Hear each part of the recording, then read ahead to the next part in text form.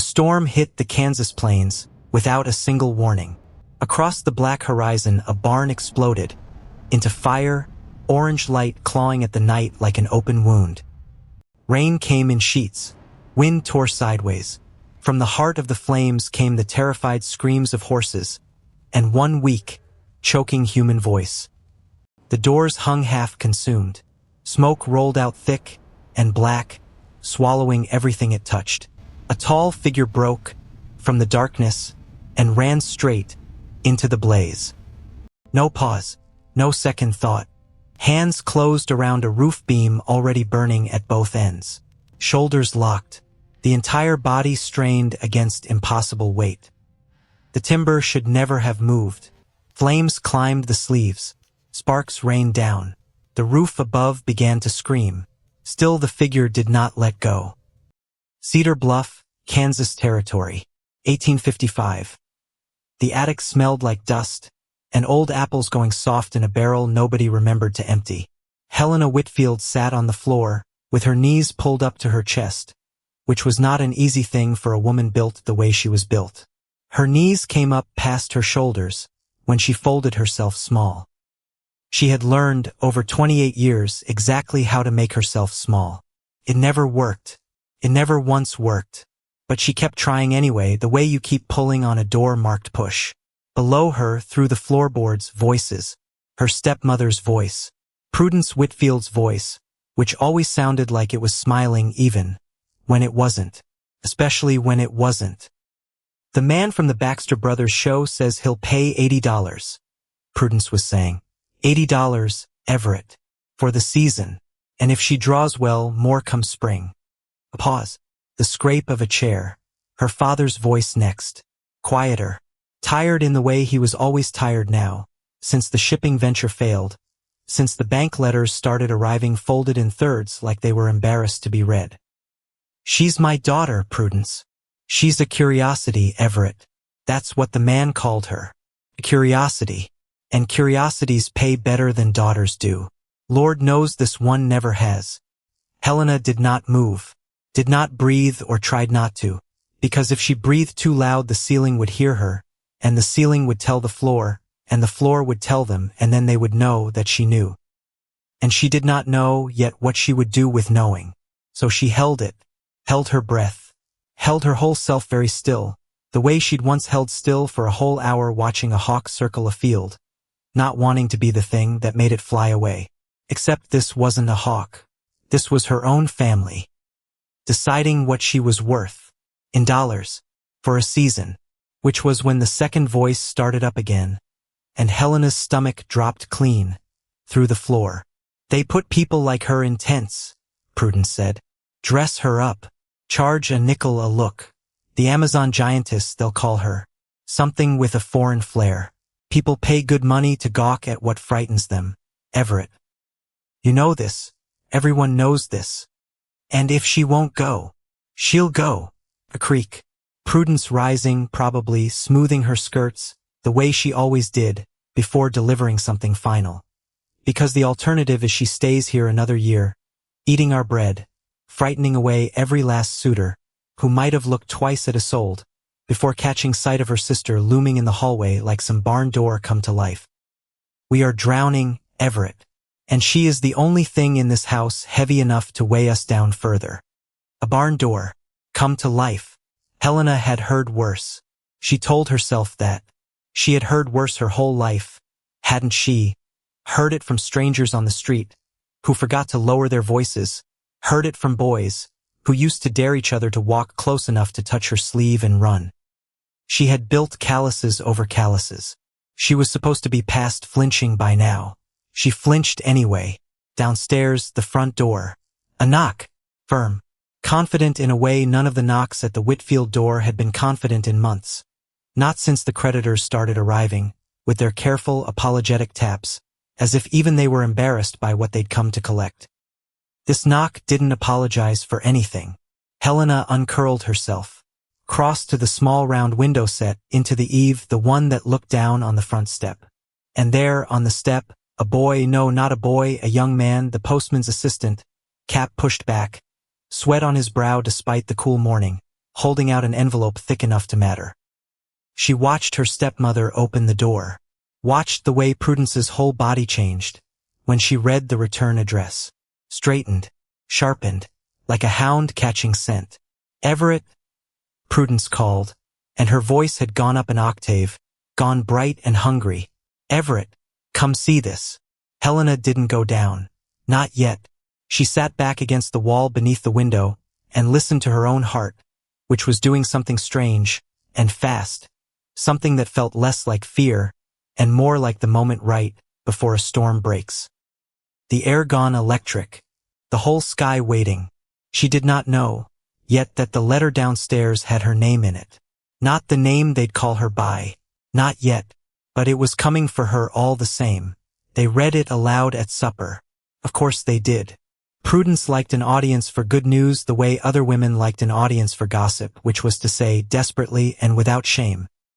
"From a Mr. Garrett Sinclair," Prudence announced, unfolding the pages with the reverence of a woman handling scripture. "Of Cedar Bluff, Kansas Territory. Owns land there. Cattle, mostly. A great deal of it, if the man writing on his behalf is to be believed." Isolde looked up from her plate, golden hair catching the candlelight the way it always did, effortlessly, the way everything about Isolde seemed to happen, without her trying.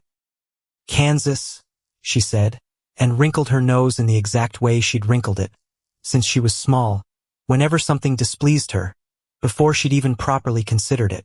"Isn't that where they're all killing each other over slavery? I read it in the paper. Free staters and the other kind, burning each other's barns." "Cedar Bluff is well clear of the trouble," Everett said, though he didn't sound entirely certain of that himself. "West of the worst of it, according to the letter. He wants a wife," Prudence went on, undeterred, the way a wave doesn't care what's standing on the beach. Sight unseen. Heard of Isolde through the Aldrich cousins, apparently, who spoke so highly of her accomplishments, that the man's written all the way, from the frontier to secure her hand, before some other family beats him to it. Isolde set down her fork. "I am not marrying a stranger from Kansas." "You'll marry whoever keeps this family from the poorhouse?" Prudence said, and the pleasantness in her voice did not so much as flicker, which was somehow worse than if she'd shouted it. Helena sat very still at the end of the table. The end was where she always sat. It was the seat with room enough for her, the only one, ever since Prudence had the dining chairs replaced 3 years back, with narrower, more fashionable ones, that pinched Helena at the hips until she'd stopped sitting in any of them at all. She said nothing, which was, she would later think, its own kind of mistake, because silence, in that house, was never read as peace. It was read as absence, as if by staying quiet long enough, a person might actually cease to exist, and everyone at that table would have been perfectly content to let her. Except Prudence's eyes drifted down the table, landed on Helena, and something moved behind them, something quick and cold, like a fish turning beneath dark water. "Well," Prudence said slowly, "perhaps there's another way to look at this." Everett frowned. "Prudence." "He's asked for a Whitfield," she corrected, waving a hand, as if the mistake meant nothing, though her eyes hadn't left Helena. "A Whitfield daughter of good breeding, sight unseen. He didn't ask for Isolde by name in the letter, did he?" She looked to the pages again, scanning. No, he asked the Aldrich cousins to recommend a suitable Whitfield daughter for marriage. They mentioned Isolde's beauty, yes, but the letter itself, it only says a daughter." The room went very quiet. Isolde's mouth had fallen slightly open. "Mother, you cannot possibly." "I can," Prudence said, and now she was smiling, and it was the smile Helena had learned to fear more than any shout. "Possibly." Helena felt the floor tilt beneath her, the way it had tilted in the attic an hour before, because she understood in that moment precisely what was being proposed. Understood it before her father did, before Isolde finished working out the shape of her own relief. She understood it the way a person understands a blow is coming a half-second, before it lands, too late to duck, early enough to brace. "You want to send me," Helena said. Her voice came out steadier than she felt, which surprised her. Instead of her. I want to solve two problems with one letter, Prudence said, delighted with herself now, delighted the way she got, when cruelty and cleverness happened to arrive in the same idea. This Sinclair man is a fool for proposing to a woman he's never laid eyes on. So let's give the fool exactly what a fool deserves. And you? Her eyes swept over Helena, up and down, the way they always did, cataloging. You'll finally be settled somewhere, married, off our hands. Isn't that what you've always wanted, Helena? To be wanted by somebody? Because that was the cruelest part. That was the part that landed hardest, harder than barn door, harder than curiosity, harder than $80 for a season. Because it was true. Helena had wanted that. Had wanted it so long and so quietly that she'd stopped admitting it even to herself. Folded the wanting up small the way she folded her own body, into doorways, into chairs, into a world that was never built with room for her. And now her stepmother was holding that wanting up to the candlelight like a trinket. Turning it over. Deciding whether it was worth using against her. He's expecting us sold, Everett said, though weakly now, his objection already losing shape. Or expecting a beauty at the least. A daughter he's heard praised. He's expecting a Whitfield, Prudence said again, firm now, final. And a Whitfield he shall receive. What he does or does not do once she arrives is entirely his own concern. We will have fulfilled the letter of the arrangement exactly. She looked to Helena, and her smile widened by one more terrible degree. And Helena will have her chance. Perhaps the only one she's ever likely to get. Silence again. But this time it wasn't Helena's silence. It was the whole table's, holding its breath together, waiting to see which way the storm would break. Helena looked down at her hands. Large hands. Capable hands, though nobody in this house had ever called them that, only ever called them big, called them mannish, called them a shame on a woman, who might have otherwise passed for handsome, if not for the rest of her. She thought of $80, thought of a tent, thought of a man calling her the Amazon giantess, and a line of strangers paying a nickel to gawk at what frightened them. And she thought, quietly, privately, in the deepest room of herself, where nobody in this house had ever been permitted to follow, that perhaps a stranger's disappointment in Kansas territory could not possibly be worse than a lifetime of her own family's. "I'll go," she said. Isolde's head snapped up, hope blooming so fast, and so plain across her face, that it should have hurt more than it did. It hurt anyway, just differently. "You will," Prudence said, and for one flickering instant, gone almost before Helena caught it, something like surprise crossed her stepmother's face. As if she hadn't quite expected Helena to agree so easily. As if some small, buried part of Prudence had been counting on a fight, on tears, on the satisfaction of forcing this rather than simply being handed it. "I will," Helena said again, and stood, because sitting had started to feel like something done to her rather than something she chose. Standing at her full height, she had to duck slightly beneath the low dining room lintel, the way she always did, the way that had once made her ashamed, and now, tonight, for the first time in longer than she could remember, made her feel like the only person in the room who took up exactly as much space as she was owed. "But understand me," she said, and her voice did not shake, which she would think about later, marvel at later, how a person could feel the whole world crumbling under them and still speak like solid ground. "I am not doing this for you. I am not doing this as your joke, or your revenge, or your solution. I am doing this because I would rather be a stranger's disappointment in a place I've never seen than remain one more year in a house that has already decided exactly what I am." She left the table before anyone could answer. Behind her, she heard Isolde exhale, long, shaking, relieved. Heard her father say something low, and unhappy that nobody bothered answering. Heard Prudence, after a moment, laugh soft, delighted, unbothered, the sound of a woman who believed she'd gotten away with something. Helena climbed the stairs to the attic, sat back down against the wall beneath the small round window, and allowed herself, finally, alone in the dark, to shake. 6 days before Helena ever left Boston, a letter went west by regular post, written in her own hand, practiced carefully to pass for a Solds, carrying a forged confirmation that Miss Whitfield had accepted Mr. Sinclair's proposal and would arrive within the month. Prudence had insisted on that particular deception. Small dishonesty layered atop the larger one, the way a liar always seems to believe more lies make the first one safer. Helena herself left 3 days later, traveling first by rail, and hired coach to Independence, Missouri, and from there by steamboat. The steamboat up the Missouri River took 4 days. Helena spent most of them at the rail, watching the brown water churn past, watching the shoreline change, from tame Missouri farmland, into something wilder, rougher, unclaimed looking. She did not speak much to the other passengers. She had learned long ago that speaking first only hastened the staring. Except once. A boy of perhaps 16, traveling with his family toward some homestead claim further west, stood beside her at the rail for the better part of an hour before he worked up the courage to ask, "How tall are you, ma'am? If you don't mind my asking." "I don't mind," Helena said, because she'd decided somewhere around Kansas City that she was tired of minding. 6'7", near as anyone's ever measured.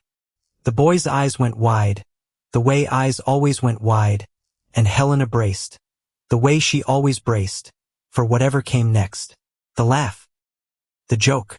The too loud remark to a friend 3 feet away, that wasn't really meant to be private at all. Instead the boy said, "That's about the size of my uncle's prize bull. Big Samson. Won every fair from here to St. Joe." Helena stared at him, and then, she couldn't help it, she laughed. Really laughed, loud enough that 2 women further down the rail turned to look, loud enough that it startled a flock of birds off a passing sandbar, into the gray afternoon sky. "Well," she said when she'd caught her breath, "I suppose there are worse comparisons a person could make." The boy grinned, delighted with himself, clearly having expected to be scolded, and finding instead an ally.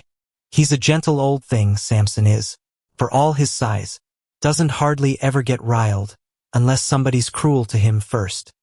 Helena looked back out at the water. "No," she said quietly, "I don't imagine he does." She did not know, standing at that rail with the Missouri sliding brown and endless beneath her, that she would think of those words again, weeks later, in circumstances she could not yet imagine. A gentle old thing doesn't hardly ever get riled, unless somebody's cruel to him first. She thought that afternoon that the boy had simply been talking about cattle. The stagecoach from the river landing took 3 more days to reach Cedar Bluff, rattling west over ground that grew flatter and more open with every mile until the horizon itself seemed to widen, seemed to stretch out in every direction like something that had never once been told to make itself smaller. Helena watched it pass, and felt, for reasons she could not entirely name, something loosen in her chest that had been clenched tight since childhood. Because there was room out here, actual physical room. No low doorways built for smaller frames. No narrow chairs. No ceilings that seemed, in her darkest and most tired moments, to have been constructed specifically as a rebuke. Just sky, grass, distance enough for anything. She did not yet know if it was distance enough for her. Cedar Bluff, when the coach finally rolled into it in the late afternoon of the 7th day, turned out to be smaller than she'd pictured. A single dusty main street lined with a mercantile, a smithy, a church with a bell tower slightly too grand for the size of the congregation it likely served, and a boarding house with a hand-painted sign reading Reeves Lodging, respectable rooms for ladies and gentlemen. The coach driver helped down the other passengers first. Helena waited, as she always waited, until last, easier that way, easier to fold herself out of a low doorway, without an audience already gathered to watch her do it. Except there was an audience anyway, because word travels fast in a town of 400 souls, and word had apparently traveled that the wealthiest rancher in the territory was expecting his mail-order bride on this very coach. A small cluster of onlookers had assembled near the boarding house steps. Not many, a dozen at most, but enough. Enough that when Helena finally ducked through the coach door and unfolded herself to her full height on the packed dirt of Cedar Bluff's main street, the entire cluster went utterly, completely silent. She heard it happen, heard the silence land like a physical thing, a held breath multiplied by a dozen throats. Because this was the moment. This was always the moment. The first sight of her, unshielded by doorframes or careful angles, standing tall and plain in open daylight, where there was nowhere to hide and no forgiving shadow to soften the shock of her. Somewhere in the small crowd, a woman's voice, pitched low but not nearly low enough, said, "Lord above." Helena kept her chin level, kept her shoulders back, cost her more than anyone watching could have known. A plump woman in her middle years detached herself from the boarding house porch and came forward, wiping her hands on her apron, her face arranged into the particular expression of someone determined to be kind and slightly overwhelmed by the effort of it. "You'll be Miss Whitfield," the woman said. "I'm Agatha Reeves. I run the lodging house here. Mr. Sinclair sent word you were expected on this coach." Her eyes traveled up, quite a distance up, and something crossed her face that she visibly tried to smooth away before it could fully form. "My, you've had a long journey, I expect." "I have," Helena said. "Thank you for having me, Mrs. Reeves." "Well," Agatha clapped her hands together, a woman rallying herself. "Well, come in, we'll get you settled, and send word out to the Sinclair ranch directly. He'll want to know you've arrived safe." Helena followed her up the porch steps, ducking beneath the doorframe out of long habit, and did not look back at the small crowd still watching her go. She did not need to look. She could feel their eyes on her back the whole way, the way she always could, a physical weight settling between her shoulder blades. Inside, the parlor was warm and close and smelled of beeswax polish and dried lavender, and for a moment Helena simply stood in the doorway and let herself breathe.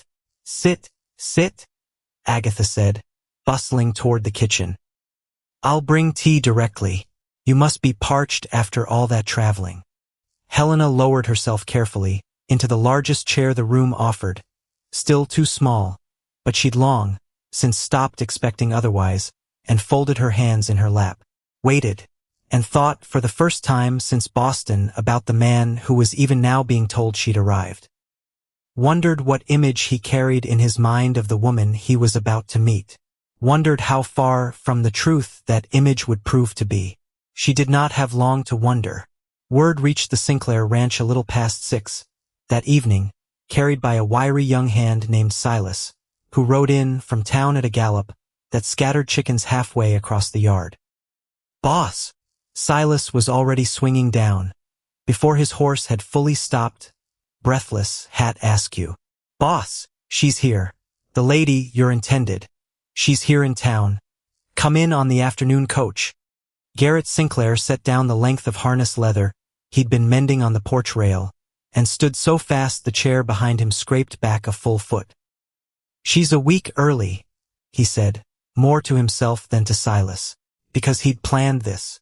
Planned every detail of it, the way he planned everything, methodically, thoroughly, the way a man builds a fence or breaks a horse with patience enough to do it right the first time. He'd meant to meet her at the coach himself, dressed proper. The house finished, every last touch of it, the new curtains hung, and the good rug laid down in the front room, and the bedroom made ready, with the vanity table he'd had shipped clear from St. Louis at absurd expense, because some half-remembered notion told him that was the sort of thing a refined lady would want. None of it was quite finished. "She's at Mrs. Reeves' place now," Silas said, "settling in. Mrs. Reeves sent me to fetch you." Garrett was already moving, calling toward the barn for Raphael, calling for his good coat. His mind racing 3 directions at once, and none of them steady, because he had been telling himself for 2 months, ever since the Aldrich cousins first wrote singing the praises of a certain Whitfield daughter back east, exactly what kind of woman he was about to marry. Delicate, accomplished, the kind of woman who'd play the pianoforte of an evening, and know precisely which fork belonged, where and bring into his rough house on the edge of the territory, something he did not have a name for, but had missed quietly for years. Some sense of a life fully lived, rather than merely survived. He had built an entire woman out of 2 months of letters, and his own hungry imagination. And now that woman was sitting in Agatha Reeves' front parlor, real, arrived, waiting. Rafael Ortiz met him at the barn door, already reading the state of him. "You look like a man riding to his own hanging, Garrett." "Feels a little like it," Garrett admitted, swinging up onto his horse. "What if she hates it here, Rafael? What if she takes one look at this place and wants the next coach back east?" "Then you'll have found out sooner rather than later," Rafael said, not unkindly, though it wasn't much comfort either. "Better than finding out after the wedding." Garrett didn't answer. He was already riding. He tied his horse outside the boarding house, with hands that weren't quite steady, which annoyed him because he was a man who did not startle easily, who had faced down stampedes and blizzards and a bull once, up close with nothing but a rope and his own nerve, and had never once felt his hands shake the way they were shaking now. Agatha Reeves opened the door before he could knock. "Mr. Sinclair." Her face did something complicated, something that was trying very hard to be reassuring and not quite managing it. "She's in the front parlor. I ought to tell you. Is she well? The journey didn't." "She's well." Agatha's hands twisted in her apron. "She's perfectly well, Mr. Sinclair. There's perhaps something you should know before you go in." But Garrett was already past her, already crossing the small entryway, because 2 months of waiting had run out of patience, finally, entirely, and he could not stand one more second of not knowing. He stepped into the parlor doorway, and stopped, because the woman rising from the wingback chair by the fireplace was not what he had built in his mind over 2 months of letters. Was not delicate, was not what any single word in any single letter had prepared him for. She was tall, impossibly tall, taller than any woman he had ever laid eyes on, taller than most men he knew, taller than himself by a clear 4 inches, and he stood 6'3" in his boots. Her shoulders were broad and squared. Her hands, folded in front of her, looked capable of things hands like a Sold Whitfield's, whatever hands he'd imagined for a Sold Whitfield, surely never could have managed. Her hair was dark, pulled back plain, and practical from a face that was handsome rather than pretty, strong-boned, direct.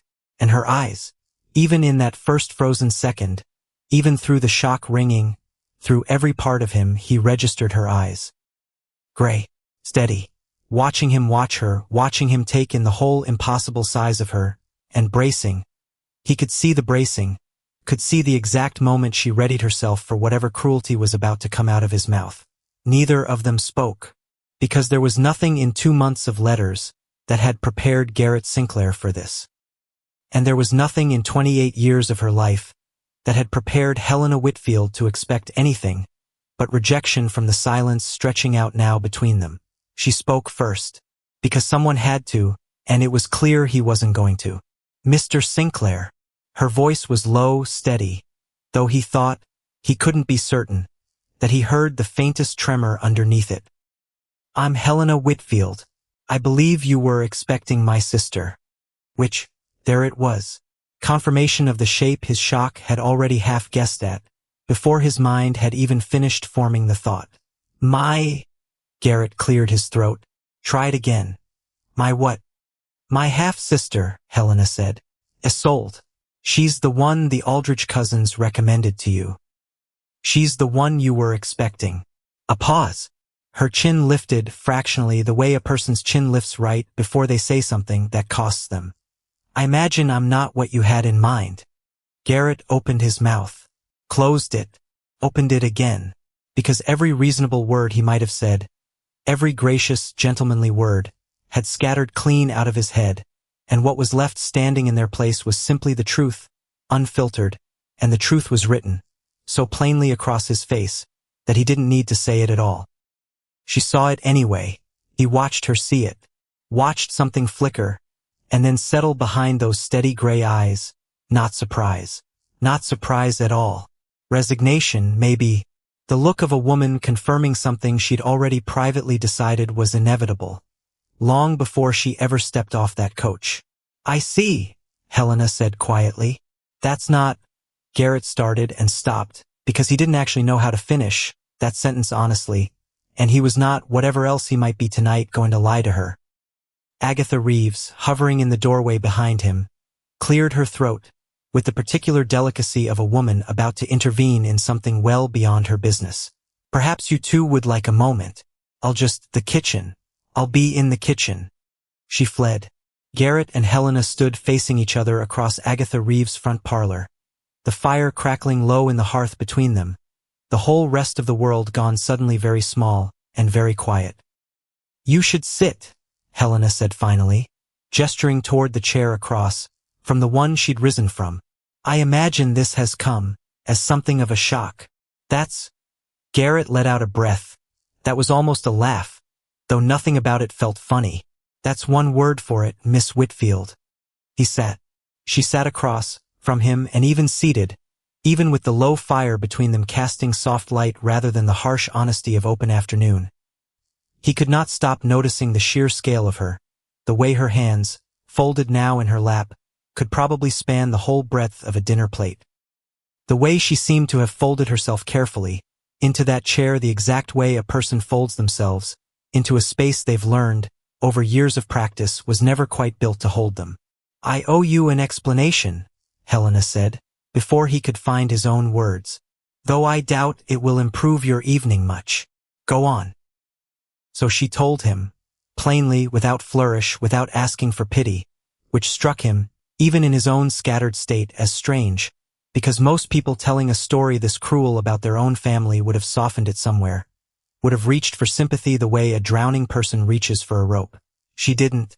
She laid it out the way a person lays out facts they've already made their peace with, cold and clear. The letter addressed to a Whitfield daughter.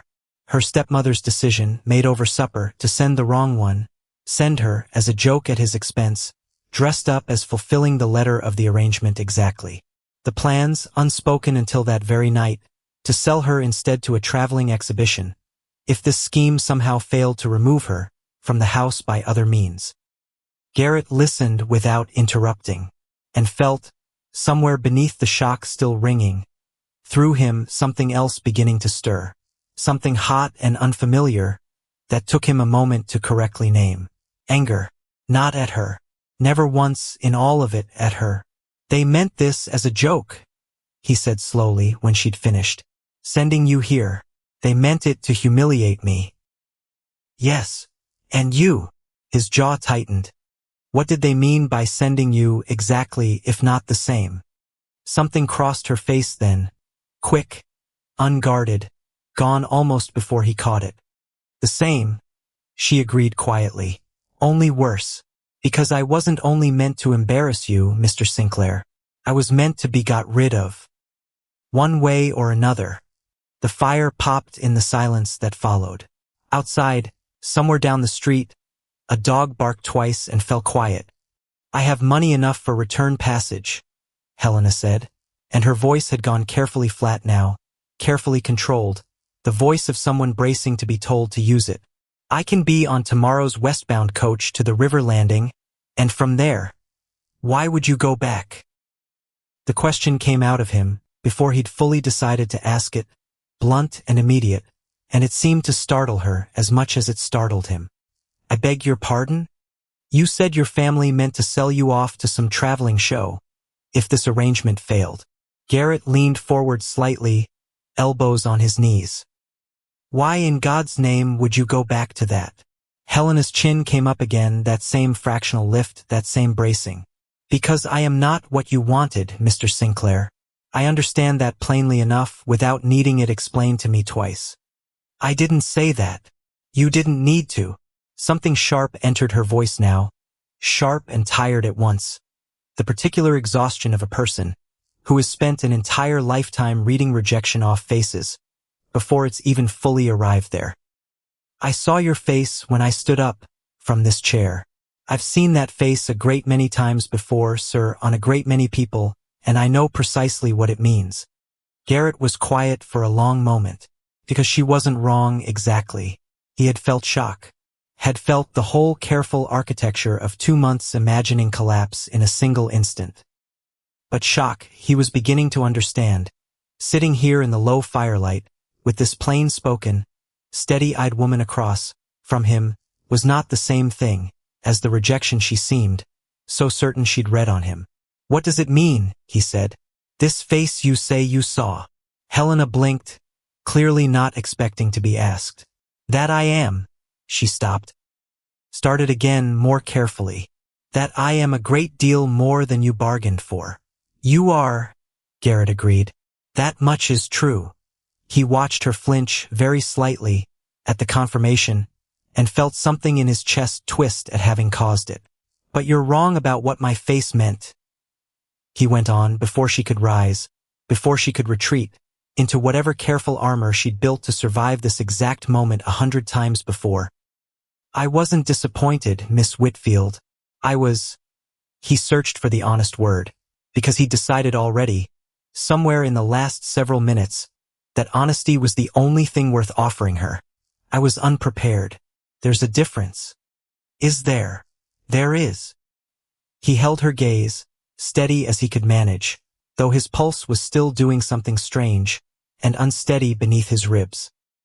"I spent 2 months building up a picture in my head of a woman I'd never met, based on nothing but a handful of letters and other people's opinions of a stranger. That picture just walked out the door the second you stood up from that chair. That's not the same as being disappointed in the woman standing in front of me now. I haven't had time enough yet to be anything about her at all." Helena studied him for a long moment. Something in her posture eased just slightly, just enough that he noticed it the way a person notices when the air in a room finally stops feeling like it's about to catch fire. "That's a very careful answer, Mr. Sinclair." "It's an honest one," he said, "which is the best I can offer you tonight. I won't pretend I know what to make of any of this yet. Your family's cruelty, my own foolishness, riding off to marry a woman I'd never laid eyes on. Any of it."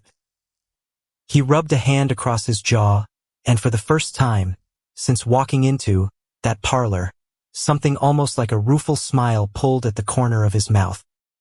"But I know I'm not sending a woman back across 3 states tonight, because she surprised me. Whatever else happens between now and morning, you'll sleep here safe and we'll talk again in the light, when neither one of us is quite so shaken as we are right now." Helena's throat worked once, visibly, before she managed to answer. "Thank you," she said low. "Don't thank me yet." Garrett stood, because he found he needed to move, needed his body to do something besides sit frozen in the wreck of every careful plan he'd made for this evening. "I haven't decided anything yet, Miss Whitfield. I want to be honest with you about that too." "I'd rather have honesty than false comfort," Helena said. "I've had enough false comfort in my life to last me the rest of it." Something about the way she said it, flat, unadorned, entirely without self-pity, struck him harder than any dramatic confession could have. "Then I'll see you in the morning," he said. "We'll talk, properly, in daylight with clearer heads than either of us has got tonight." He left before either of them could say anything further to complicate what already felt, to both of them, entirely complicated enough. Outside, in the cool dark of Cedar Bluff's main street, Garrett untied his horse and stood a long moment, with one hand resting on the animal's warm flank, staring back at the lit windows of the boarding house. Raphael found him there 20 minutes later, having ridden in himself once word reached the ranch, that Garrett hadn't yet returned. "Well?" Raphael swung down, studying his friend's face in the lantern light spilling from the boarding house porch. "What's she like, the bride?" Garrett was quiet a moment, choosing his words, with the same careful deliberation he applied to everything that mattered. "She's not what I expected," he said finally. "Prettier? Plainer? Neither. Or both. I don't rightly know yet." Garrett shook his head slowly, still half lost in it. "She's tall, Raphael. Taller than any woman I've ever seen. Taller than most men. And her family sent her here as some kind of cruel joke, meant to shame me for marrying sight unseen. Sent her instead of the sister I was actually promised because they wanted rid of her and thought a stranger 3 states off was as good a place as any to dump her." Raphael's eyebrows climbed. "That's a hell of a thing to do to your own daughter." "It is." Garrett's jaw tightened again, that same hot anger flickering back up. "And she sat there and told me the whole of it, without once asking me to feel sorry for her. Told me plain as reading off a grocery list. As if she'd long since made peace with the worst her own family was capable of, and expected the same from every stranger she'd ever meet after. So what happens now? Garrett looked back toward the lit window one more time. Now, he said slowly, I go home and I don't sleep much because I've got a whole house fixed up for a woman who doesn't exist and a real one sitting in Agatha Reeves' parlor who deserves better than a man too proud or too shaken to look past his own surprise. He swung up onto his horse, and in the morning I go back and I find out what kind of woman Helena Whitfield actually is. Not the one I imagined. The real one. He rode home under a sky gone thick with stars, the kind of open, endless Kansas sky that had first drawn him out to this country 12 years back, young and broke, and hungry to build something that was entirely his own. And somewhere in the quiet miles between town and the ranch, riding alone through the dark, he found himself thinking not about the vanity table shipped from St. Louis, or the curtains hung for a woman who'd never arrive, but about a pair of steady gray eyes bracing themselves, again and again, for a cruelty that, for one night at least, he had refused to give her. He did not sleep much that night, exactly as he'd predicted. Neither, in her narrow bed at Agatha Reeves' boarding house, did Helena. She lay staring up at an unfamiliar ceiling in an unfamiliar town 3 states, from everything she'd ever known, turning his words over and over in her mind. I haven't had time enough yet to be anything about her at all. It was not a declaration of love. It was not even, strictly, a kindness, merely an honest man's honest confession of his own confusion. And yet, it was more than anyone in her own family had ever offered her. More consideration, more plain unflinching honesty, in 1/4 hour, with a stranger, than 28 years under her father's roof had managed to produce. She thought of the crowd outside the boarding house that afternoon. Lord above, the woman had said. She thought of her stepmother's voice, through the attic floorboards. A barn door come to life. And she thought of Garrett Sinclair's face in that parlor doorway, the shock plain on it, yes, undeniable. She hadn't imagined that. But something else beneath the shock too. Something that had not, in the end, curdled into disgust. Something that had, instead, simply stayed. Stayed and looked at her. Really looked, the way almost no one ever had. She did not know, lying awake in that narrow bed, with the whole vast unfamiliar dark of Kansas territory pressing close outside her window, whether that flicker of decency would survive the harder light of morning. But for the first time, since she'd overheard her stepmother's voice, through the attic floor 11 days before, Helena Whitfield allowed herself, cautiously, to hope that it might. Morning came clear and cold, the kind of pale gold Kansas dawn that made the whole flat world look freshly made. Garrett arrived at the boarding house before 8, having ridden in early, having spent half the night, before turning the whole situation over in his mind the way a man turns over a puzzle he isn't sure has a solution. He'd made a decision somewhere around 3 in the morning, staring at the ceiling of a bedroom fixed up for a woman he'd never actually met, and he intended to hold to it in daylight, whatever daylight made him feel. Helena was already awake when Agatha showed him into the small dining room, sitting at the table, with a cup of coffee going cold in front of her, dressed in the same plain traveling clothes from the night before, her dark hair pulled back neat and practical. She looked up when he entered, and he watched her brace again, that same fractional stiffening he'd seen the night before, readying herself for whatever verdict the morning had brought. Miss Whitfield. He took the chair across from her, the way he had the night before, though the small dining table left considerably less room for either of them to hide behind polite distance. I hope you slept. Not especially, she admitted. You? Not especially.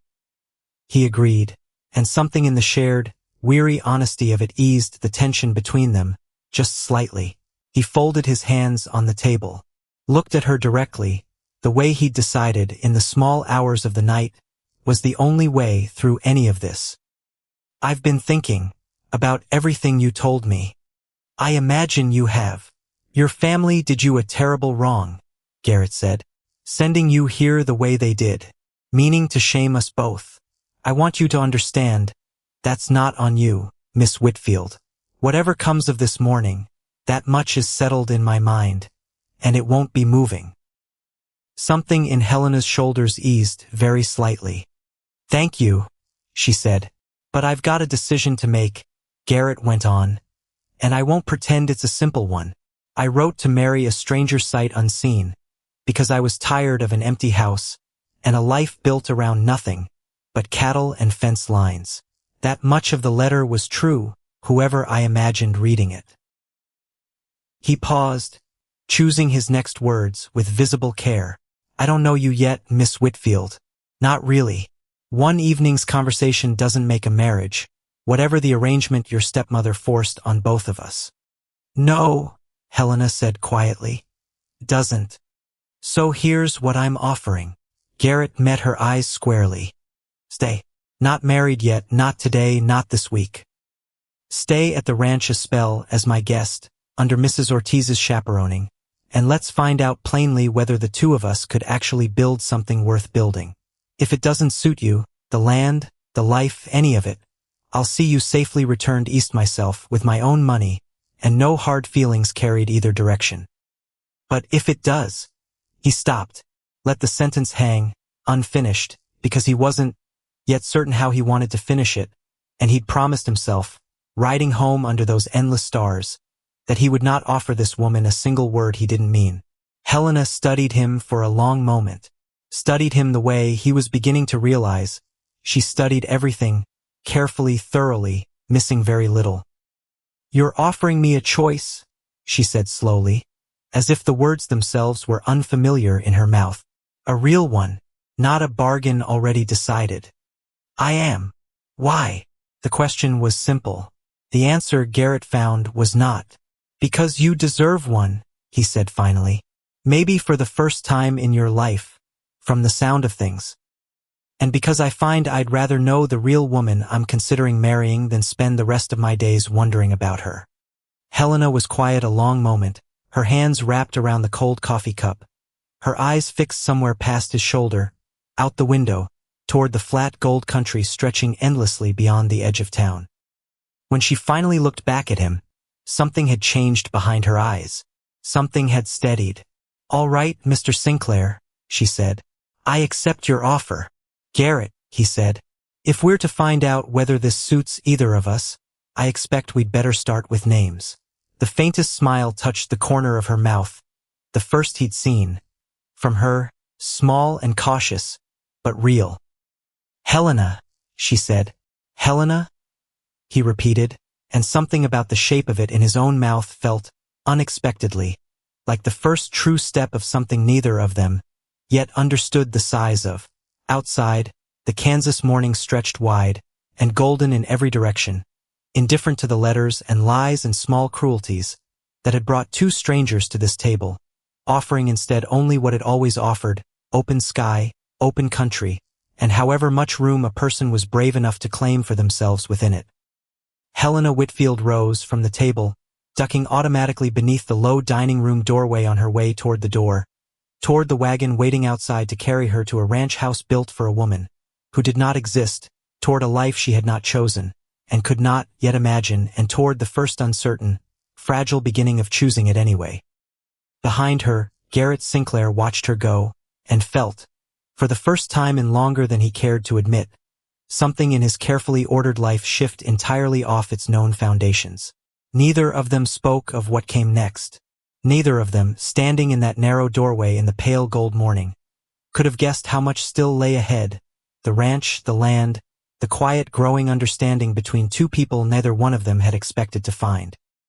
Nor the shadow already gathering at the edges of Cedar Bluff, in the person of a hard-eyed neighbor named Josiah Hargrove, who had, that very week, begun asking careful questions about the Sinclair Ranch's water rights, and about the strange, towering woman said to have arrived in place of the bride everyone had been expecting.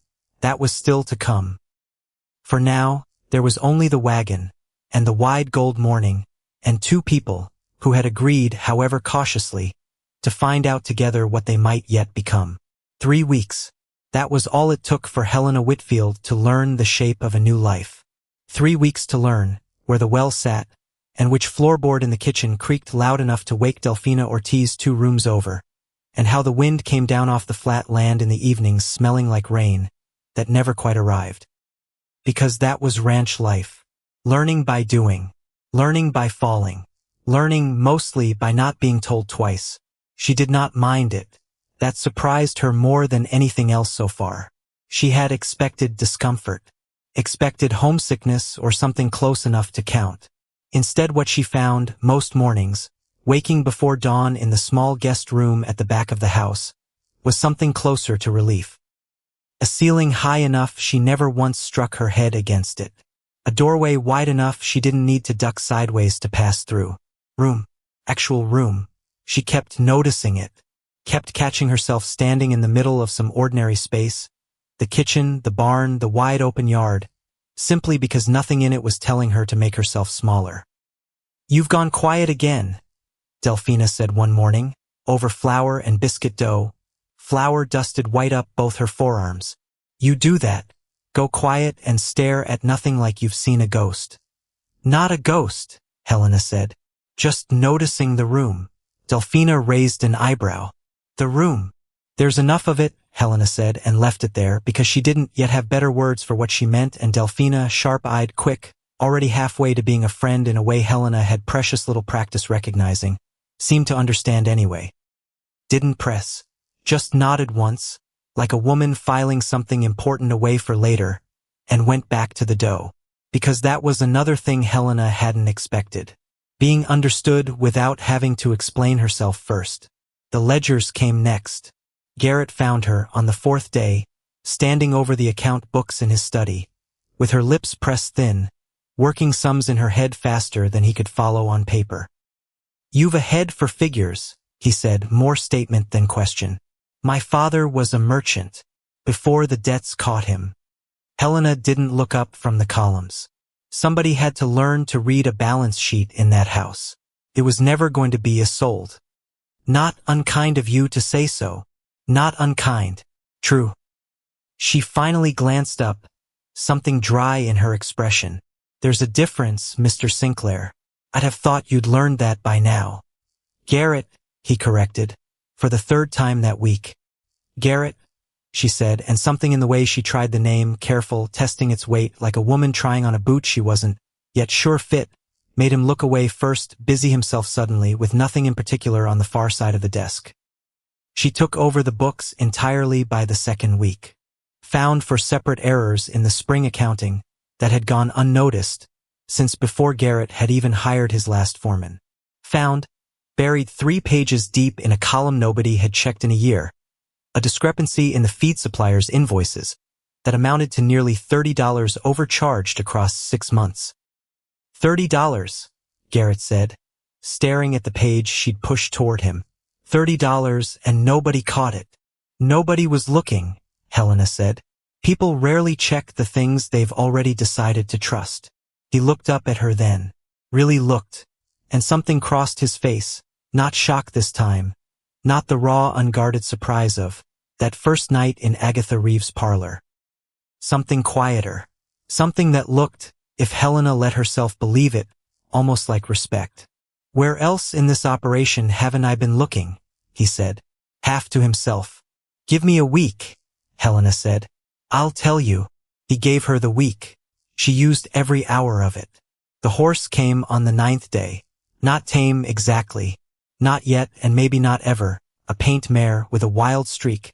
So deep the hands had taken to calling her Lucifer's own, half in jest and half in genuine wariness, because she'd already put 2 men in the dirt, and one of them limped for a week after. Helena found her at the far corral fence on a gray morning, standing perfectly still, watching the mare pace and toss and refuse, for the 4th day running, to accept saddle or rider or rope. "Wouldn't get too close?" Raphael called, from across the yard, not quite fast enough to stop what was already happening.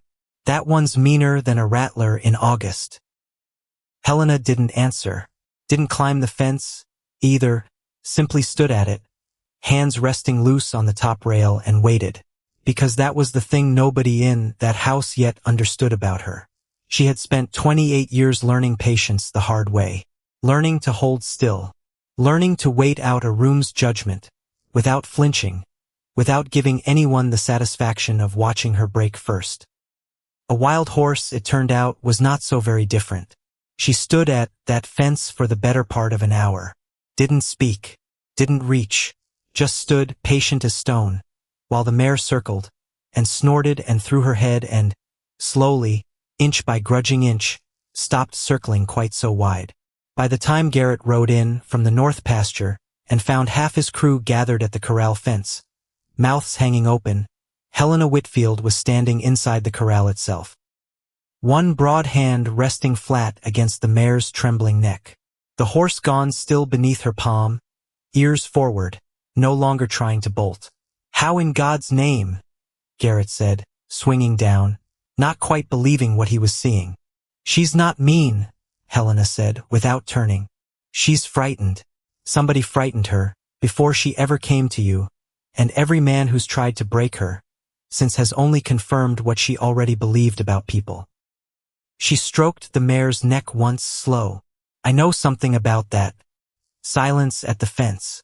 A long one, because every hand there understood, in that moment, exactly what she meant, and exactly what it had cost her to say it plain in front of a dozen strangers. "Well," Raphael said finally, into the quiet, "I'll be damned." It was Nathaniel Cross, who said, a few days later, that Helena Whitfield was the only person he'd ever met who could out-stubborn a Kansas mule and make it look like patience instead of pig-headedness. He said it grinning over supper, and the whole long table laughed, really laughed, warm and easy, and Helena sat at the head of that table in a chair built wide enough to hold her without complaint, and felt something in her chest that she did not immediately recognize. Took her most of that night, lying awake, to name it. Belonging, that was the word. She had never once, in 28 years, had cause to use it about herself. Except good things, Helena would learn, rarely arrived without a shadow trailing close behind them. The shadow's name was Clarissa Boone. She rode over from the neighboring spread on a bright Sunday afternoon, unannounced, golden-haired and lovely in a way that made the whole ranch yard go a little quieter when she dismounted, the particular quiet that follows any woman who has spent her whole life being looked at and has long since stopped noticing it happen. "Mr. Sinclair," her voice carried, sweet and pitched to be heard. "I heard the strangest rumor in town, that you'd taken in a bride from back east. I simply had to come see for myself."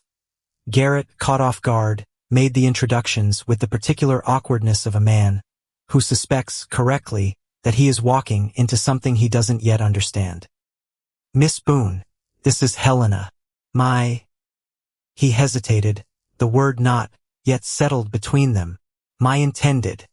Clarissa's eyes traveled up and up. The pause before she recovered herself was brief, a single beat, expertly smoothed, but Helena caught it anyway, the way she caught every such pause, the way a person who has spent a lifetime being stared at develops an instinct for exactly how long a stranger's shock lasts before the mask goes back on. "How lovely," Clarissa said, smile arriving a half-second late. "What a remarkable pairing you two must make." "We manage," Helena said evenly. "I'm sure you do." Clarissa's gaze flicked briefly to Garrett, warm, familiar, the particular warmth of someone who believes she has history worth reminding a man of. "Garrett and I have known each other since we were children, you know. Our father's land shares a boundary line clear along the eastern creek."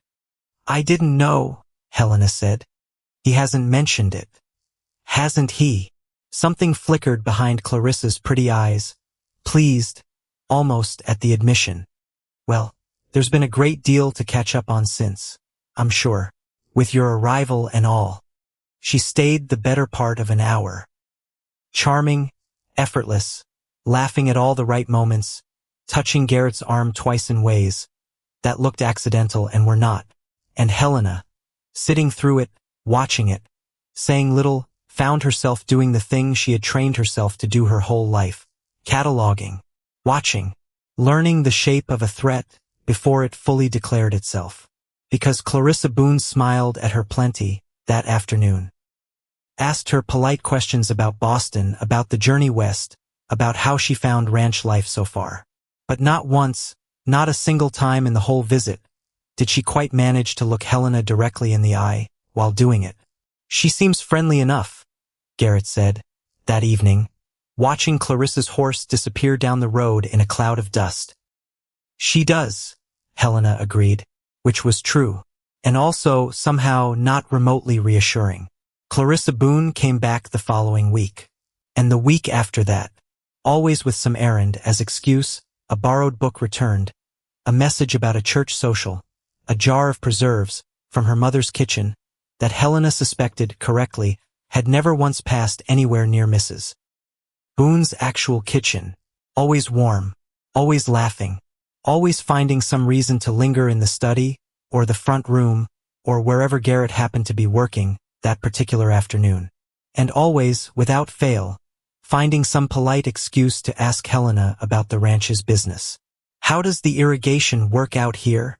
Clarissa asked one afternoon, over tea in the front room, her voice light and idle, the voice of a woman making conversation about nothing at all. "I've always wondered, with the creek running the way it does." "You'd know better than I would," Helena said. "Your family's land borders the same water, doesn't it?" Something flickered behind Clarissa's eyes. Gone in an instant. "Oh, I suppose it does. I've simply never had cause to think much on the particulars." Which was, Helena thought, watching her carefully, over the rim of her own teacup, an extraordinarily specific kind of lie. Because a woman who had genuinely never thought on the particulars did not phrase a question about irrigation with quite that much precision. She said nothing of it to Garrett. Not yet, because suspicion, she'd learned the hard way, growing up in a house built on cruelty dressed up as concern, was a dangerous thing to speak aloud, before you had proof enough to back it. So she waited, and watched, and 2 days later her waiting was rewarded in a way she hadn't expected, and wished immediately she hadn't. It was late afternoon. Garrett was out at the north fence line with Raphael and half the crew, mending a stretch that had come down in the last storm. Helena had come into the house for water, moving quiet through the hallway the way she'd learned to move, not from stealth exactly, just from long habit, the particular quiet of a person who has spent a lifetime trying not to announce her own arrival. Which was how she happened to see, through the half-open study door, Clarissa Boone bent over Garrett's desk. Not idly, not browsing, bent close, focused, a folded sheet of paper in one hand, and a pencil moving fast across it, copying something. Copying, Helena realized, going very still in the hallway, the water rights map spread open on the desk. The one that marked the boundary lines along the eastern creek. The one that showed, in careful surveyor's ink, exactly how much water the Sinclair Ranch was entitled to draw, and where and under what old territorial agreement. Helena's breath caught somewhere in her chest, because there was no innocent explanation for this. None she could construct fast enough to satisfy the sight in front of her. A woman claiming friendship, claiming idle curiosity, standing alone in another man's study, copying his water rights onto a scrap of paper meant for nobody's eyes, but his own. She must have made some sound, a floorboard, a breath, something, because Clarissa's head snapped up. For one long, frozen second, the two women simply looked at each other across the width of that study. Clarissa's face went through several things in quick succession. Surprise, calculation, and then, smoothing over the top of both, a smile so practiced it might have fooled anyone who hadn't spent a lifetime learning to read exactly what lay underneath other people's smiles. "Helena," Clarissa straightened, folding the paper with unhurried care, tucking it into her sleeve, as if it were the most natural gesture in the world. "You gave me a fright. What are you doing with Garrett's map?" It wasn't a question. Helena made sure of that, kept her voice level and flat and utterly, without room for Clarissa to pretend otherwise. "Oh, this." Clarissa's laugh came light, airy, entirely unconvincing. "Just curious about the old boundary lines. My father's forever fussing over where his creek rights end and the Sinclair land begins. I thought I might settle the question for him, is all. By copying it, in secret, while Garrett's out at the fence line. Something shifted behind Clarissa's eyes then. The warmth dropped away all at once like a mask sliding an inch to one side and showing briefly the harder thing underneath. "You're new here," Clarissa said, and her voice had cooled several careful degrees. "You don't yet understand how things work in this territory. Land, water, whose claim runs where. It would be wise of you not to go making accusations you can't prove, Miss Whitfield. Not against a family with deeper roots here than you've had days in this house." "I'm not accusing you of anything," Helena said. "I'm asking you a plain question." "You're the one who hasn't answered it plainly." For a moment the two women simply stood there, measuring each other, and Helena understood, in that silence, that whatever pleasant fiction had existed between them, until this exact instant was finished. Whatever came next would not be friendship dressed up as politeness. It would be something else entirely. "You should be careful," Clarissa said finally, soft, almost gentle, which somehow made it land harder than a shout could have. "Careful who you trust out here, Helena. This territory isn't Boston. People go missing on the frontier all the time. Accidents happen. Storms. Fires. Nobody thinks twice out here about a tragedy nobody witnessed." And then, before Helena could find words sharp enough to answer that, Clarissa Boone swept past her, out through the study door, out through the front hall, out into the bright ordinary afternoon, as though she had done nothing more than pay a friendly call. Helena stood alone in the study a long moment, heart hammering, because that had not sounded like an idle warning. That had sounded like a threat. She told Garrett everything that evening. All of it, the map, the copied lines, the warning wrapped soft and terrible in Clarissa's parting words. She watched his face change as she spoke, watched the easy warmth he still carried, somewhere, toward an old childhood neighbor, curdle slowly into something colder. "Josiah Hargrove," Garrett said when she'd finished. He said the name like it tasted bad in his mouth. "Who?" "Boone land borders his to the south." Garrett was pacing now, jaw tight. "Hargrove spent 3 years trying to buy up every claim along the Eastern Creek. Mine included. I've turned him down twice already, once civil, once considerably less civil, after he tried offering Raphael money to talk me into selling." He stopped, turned to face her fully. "If Clarissa's carrying information back to somebody, it's Hargrove she's carrying it to. Nobody else round here stands to gain from knowing exactly where my water rights run out." "Why would he want to know that so badly?" "Because water's worth more than land out here," Garrett said grimly. "You control the water, you control who survives a dry summer and who doesn't. Hargrove spent years buying up every claim he can along that creek. Mine's the last piece standing between him and controlling the whole stretch clear to the county line. He raked a hand through his hair. If he's found some old surveying error, some gap in my rights he can exploit, he wouldn't need to buy the land outright. He'd only need to choke the water off long enough to force my hand." Helena felt something cold settle low in her stomach. "She told me to be careful," she said quietly. "Said accidents happen out here. Fires. Storms. Nobody thinks twice about a tragedy nobody witnessed." Garrett went very still. "She said that. Word for word." His jaw worked once, twice, before he trusted himself to speak. "That's not a warning, Helena. That's a threat with the label filed off." "I know," Helena said. "I've had considerable practice recognizing the difference." Neither of them said anything for a long moment after that.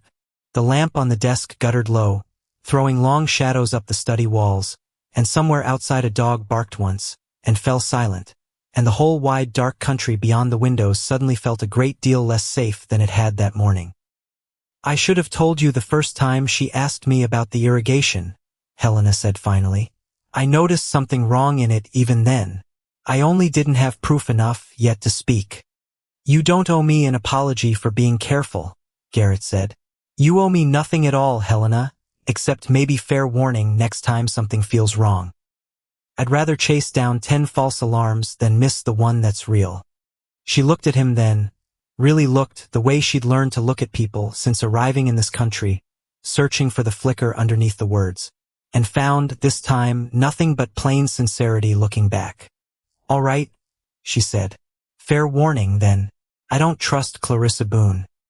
And I don't trust whatever she's carrying back to Josiah Hargrove." "Neither do I," Garrett said.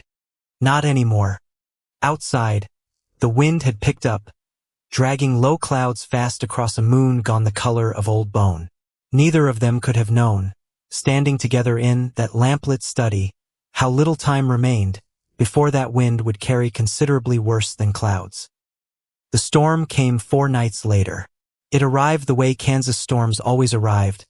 Sudden, total, no gentle prelude, just a wall of black cloud rolling up fast, from the southwest, until the whole sky seemed to close its fist around the ranch. Wind first, then rain, hard and slanting. Then, somewhere in the deep heart of the storm, thunder that didn't so much roll as crack, sharp enough to rattle the window glass in its frame. Helena was awake for all of it. Had been awake before it started, in fact, some instinct she couldn't name pulling her from sleep and keeping her upright at her window, watching the clouds build black and fast across the horizon. Which was why she was already dressed, already downstairs, when Silas came pounding at the kitchen door just past midnight, soaked through, wild-eyed, half incoherent with panic. "Fire!" He was gasping, barely able to force the word out whole. "The barn? Lightning must have struck. Or, I don't know, it just went up all at once.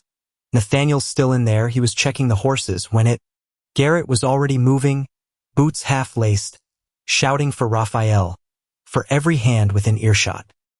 Helena was moving faster, because she could see it already, through the kitchen window, past the sheeting rain, a wrongness in the dark toward the barn, a flickering orange glow, where there should have been nothing but black night, growing even as she watched.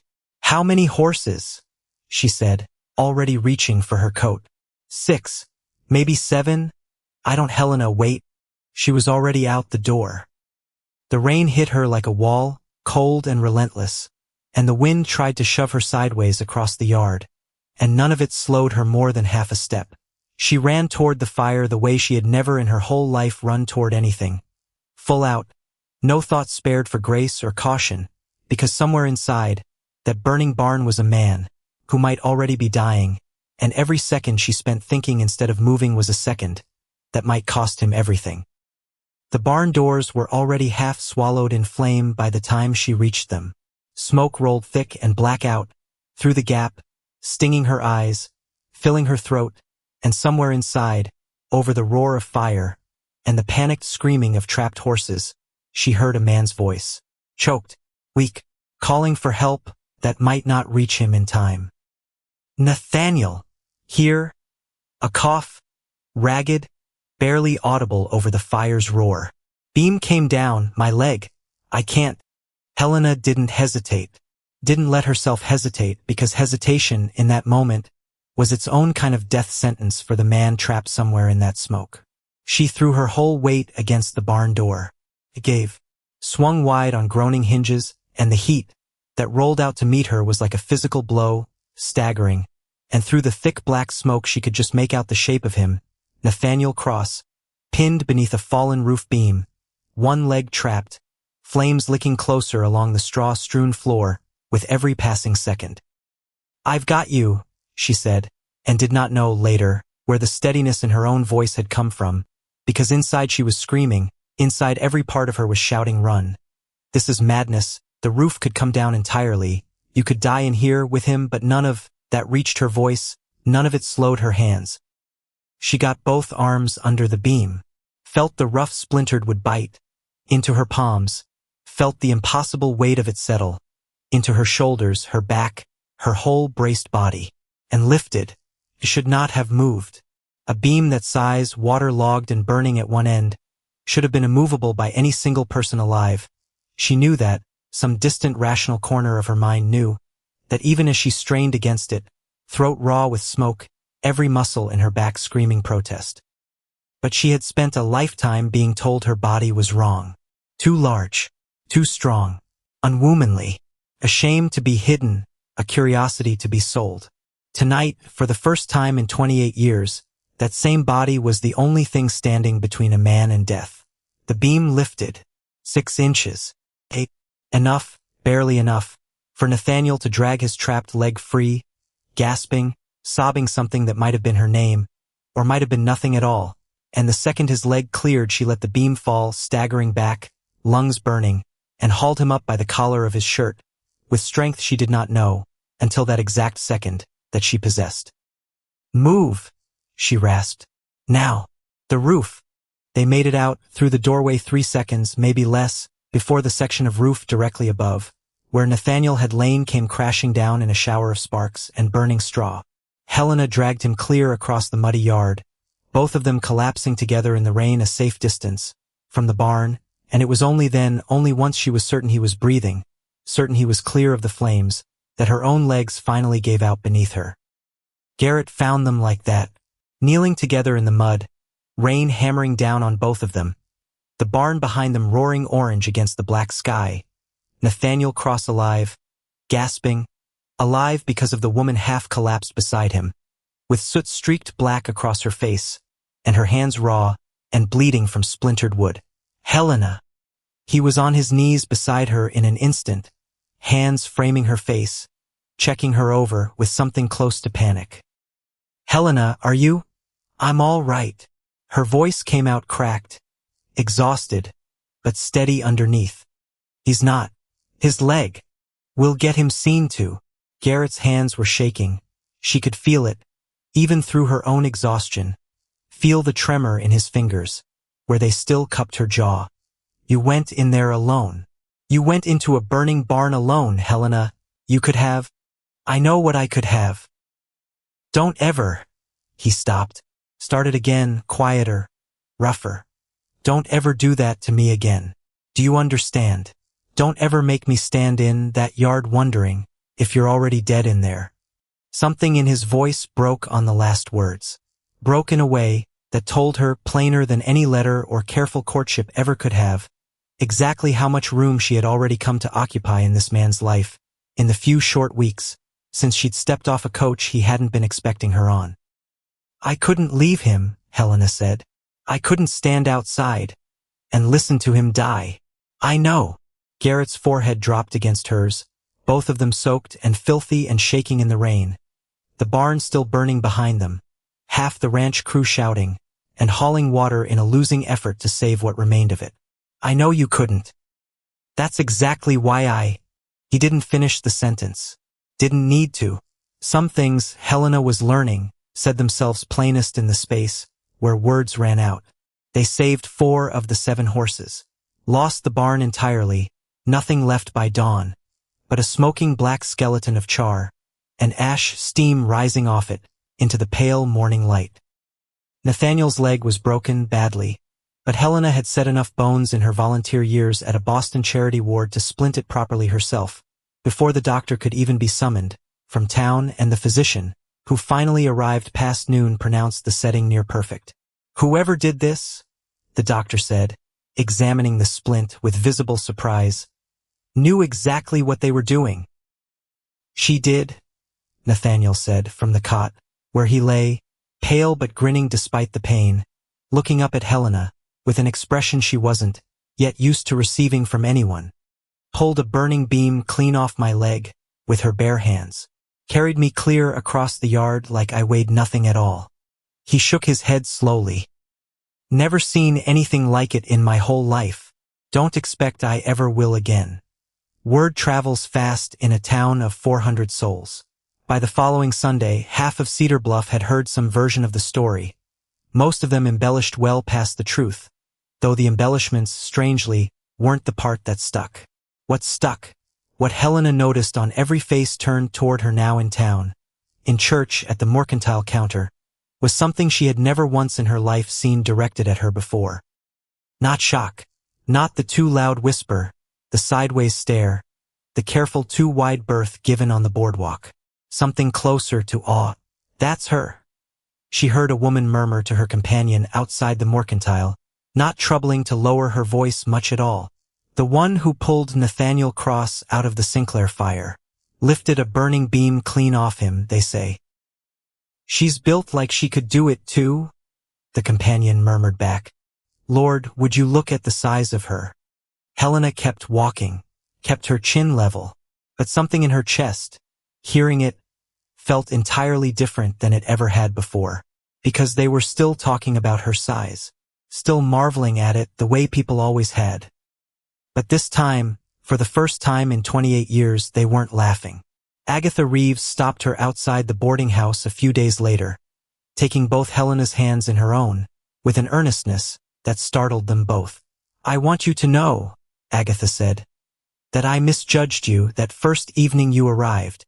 I saw you standing in my parlor and I thought, well, I thought a great many foolish things, and I'm ashamed to say most of them uncharitable. She squeezed Helena's hands once firm. I don't think them any longer. This whole town's talking about what you did, Miss Whitfield, and every word of it is good. Helena didn't quite know what to say to that, had never, in her whole life, needed words for a moment like this one, because a moment like this one had simply never come. Thank you, Mrs. Reeves, she managed finally. Felt inadequate. It was all she had.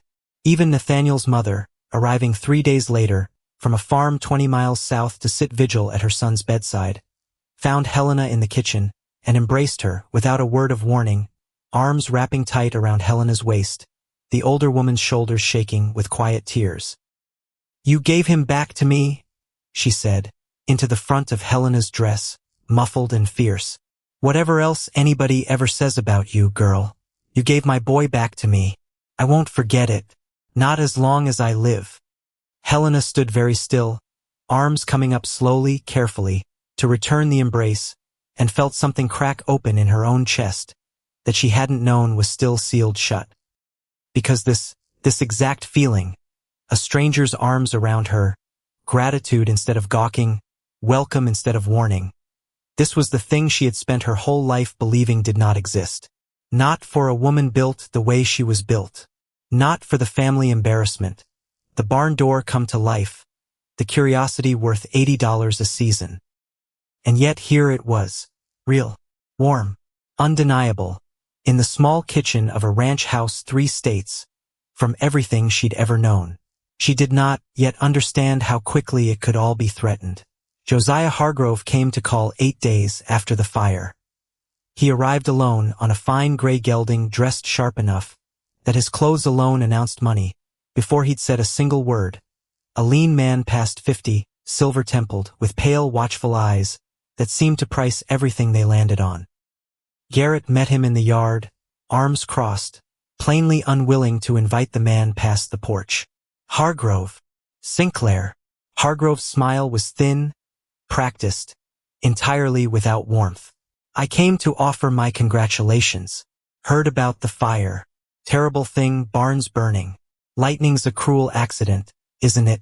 Strikes wherever it pleases. No rhyme nor reason to it at all. Something in the careful, deliberate way he said accident made the hair rise along the back of Garrett's neck. That's so. And I hear, Hargrove went on unhurried, that your intended performed quite the heroics that night. Whole town's talking of nothing else. A woman of remarkable size, they say. Remarkable strength. His pale eyes drifted past Garrett, toward the house, toward the window where, though neither man could see her, Helena stood watching the exchange, from just behind the curtain. Remarkable enough, I'd imagine, to draw considerable interest, from certain quarters. What quarters would those be, Hargrove? Oh, this and that.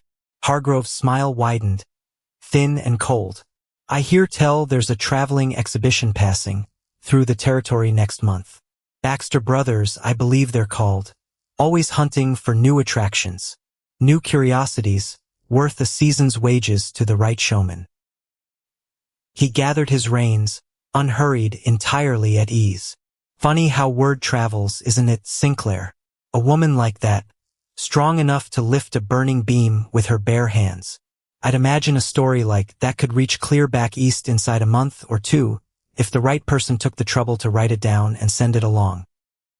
The threat sat there in the open air between them, plain as the gray morning sky, and Garrett's jaw tightened, until the muscle stood out sharp along his cheek.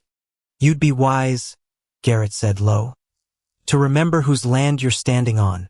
"I remember exactly whose land I'm standing on," Hargrove said pleasantly. "For now." He touched his hat brim, unbothered, already turning his horse. "Give my regards to your intended, Sinclair. Remarkable woman. Truly, it would be such a shame if the wrong sort of attention found its way to her, before you two had the chance to properly settle things between you." He rode off unhurried, whistling something low and tuneless, and Garrett stood alone in the yard a long moment, fists clenched at his sides, watching him go. Inside, at the window, Helena had heard every word. "He knows," she said, when Garrett finally came inside, his face still tight with barely restrained fury. "About the exhibition, about what my family threatened before I ever left Boston. Sounds that way. How? I don't know." Garrett dragged a hand through his hair, pacing the length of the front room, restless with an anger he didn't yet have anywhere to put. "But it's exactly the kind of thing Clarissa could have carried to him. Something you'd have told her, maybe, back when you still thought her a friend. Or something Hargrove pieced together on his own, from nothing more than town gossip and his own cruelty." Helena sat very still, hands folded tight in her lap, that old familiar cold dread pooling low in her stomach, the same dread she'd felt in the attic in Boston, listening through the floorboards, while her own family decided her worth in dollars. Except this was worse, because in Boston, she had only ever been a burden to be discarded. Out here, apparently, she had become something worth fighting over. "He means to use it against you," she said slowly. "Doesn't he? Not against me. Against you. The water rights. The land." Garrett stopped pacing, looked at her. "I think," he said carefully, "that Josiah Hargrove doesn't care one way or another what happens to you, Helena. Not truly. I think he's found a lever is all. Found a way to force my hand, where 3 years of buyout offers have failed. And he means to pull it whatever it costs either of us if I don't fold and sell him what he wants first." Neither of them spoke for a long moment, because they both understood, sitting in that quiet front room, with the gray afternoon light slanting through the windows, that the danger gathering around them had stopped being abstract. Stopped being rumor and threat and careful implication.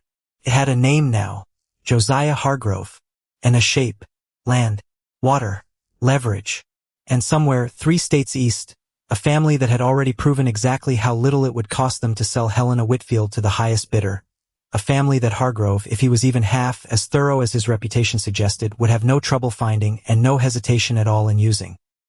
"There's something else," Helena said quietly after a long silence. "Something I haven't told you yet, because I only worked it out myself these last few days, turning it over. Tell me." Prudence never once asked after me. Not a single letter, not a single word, since I left Boston. Helena's hands tightened in her lap. "She wrote once, right before I left, full of talk about my chance at happiness, my only opportunity at marriage. But since I arrived, nothing, no word at all, as if the matter were simply closed the moment I stepped onto that stagecoach." "What are you saying?" "I'm saying a woman like my stepmother doesn't stay quiet without reason," Helena said slowly. "She stays quiet when she's already gotten what she wanted, or when she's waiting on something better still to come." She looked up, meeting Garrett's eyes, and something cold and certain had settled behind her own. "I think she's waiting on news. Word that this arrangement has failed, or word that there's a better offer on the table than a rancher's wife." Garrett went very still. "You think Hargrove's already written to her?" "I think," Helena said, "that a man patient enough to spend 3 years buying up land along a single creek is patient enough to spend a few weeks writing letters east. And I think my stepmother is exactly the sort of woman who would answer such a letter with considerable enthusiasm if the price offered were high enough." The silence that followed sat heavy and cold between them, the fire in the hearth popping once, twice, the only sound in the whole wide, quiet house. "Then we'd best be ready," Garrett said finally low. For whatever's coming.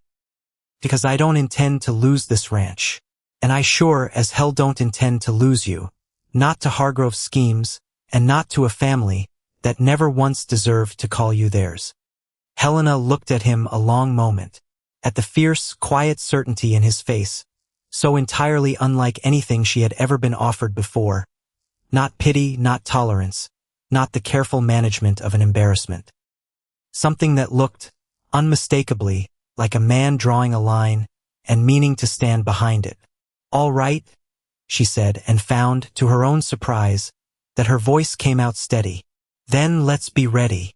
Neither of them could have known, sitting together in that quiet firelit room, exactly how little time they had left to prepare. The letter arrived 9 days later. Not addressed to Garrett. Addressed to Helena directly, in handwriting she recognized instantly, handwriting that made her stomach drop clean through the floor the moment she saw it lying on the hall table. Prudence's hand, careful, elegant, utterly without warmth. She carried it to the study, sat down at the desk where, weeks before, she'd caught Clarissa Boone bent over stolen maps and broke the wax seal with fingers that were not quite as steady as she wanted them to be. My dear Helena, it began, and even those 2 words, she thought grimly, cost her stepmother something to write, given how rarely Prudence had ever troubled herself to call her dear anything at all. Your father and I have been much occupied of late with matters concerning your future, and I write now to inform you that circumstances have changed considerably since your departure. Certain business connections have developed here in Boston, connections, I am pleased to say, of a most promising and lucrative nature that require your prompt return. We shall be traveling west ourselves within the fortnight, accompanied by a gentleman of business, whose acquaintance has proven most fortuitous to this family's fortunes. I trust you will receive us, and him, with the gratitude and obedience owed a family that has, whatever your private grievances, always sought what is best for you. We expect to arrive in Cedar Bluff by month's end. Your affectionate stepmother, Mrs. Prudence Whitfield. Helena read it twice. Read it a third time, slower, letting each careful, poisonous word settle fully into place. A gentleman of business. Connections of a most promising and lucrative nature. She did not need to guess his name. She found Garrett in the yard, working a length of new fence rail with Raphael, and the moment he saw her face he dropped the tools, where he stood, and crossed the distance between them in 6 long strides. Helena, what's happened? She handed him the letter without a word, watched his face change as he read it, watched the color drain slowly from beneath his sun-browned skin, watched his jaw go tight and hard. A gentleman of business, Garrett said when he'd finished. His voice had gone very quiet, very controlled, the particular quiet of a man holding fury on a short, deliberate leash. That's Hargrove. It has to be. I think so too. He's found them, written to them, offered them money likely to come out here and… Garrett stopped, started again rougher. To do what exactly? Drag you back east? Force some claim against our marriage? Whatever it is, Helena, whatever he's paid your family to attempt, I promise you. I know, Helena said before he could finish. Her voice came out steadier than she felt, though not by much. I know what you'll promise, Garrett. I believe you mean every word of it. Then why do you look like that? Because I have watched my own family destroy me before. She thought, and did not say it, could not quite force the words past the tightness in her throat. Because I know exactly what they're capable of when there's money enough on the table. Because they're coming, she said instead, quiet, final. And whatever Hargroves paid them to bring with them, we won't know the shape of it until they're standing on this land, telling us themselves. Raphael, who had been standing silent a few feet off, through the whole exchange, finally spoke. Whatever it is, he said, they'll find this ranch a good deal harder to shake than they're expecting. This whole town stands behind her now, Garrett. Behind both of you. Hargroves underestimated that. Family or no family, money or no money, Cedar Bluff doesn't forget who pulled Nathaniel Cross out of a burning barn with her bare hands. Helena looked at him, at the quiet, unshakable certainty in his weathered face, and felt, beneath the cold dread still churning in her stomach, something else beginning to steady itself alongside it. Because Raphael was right.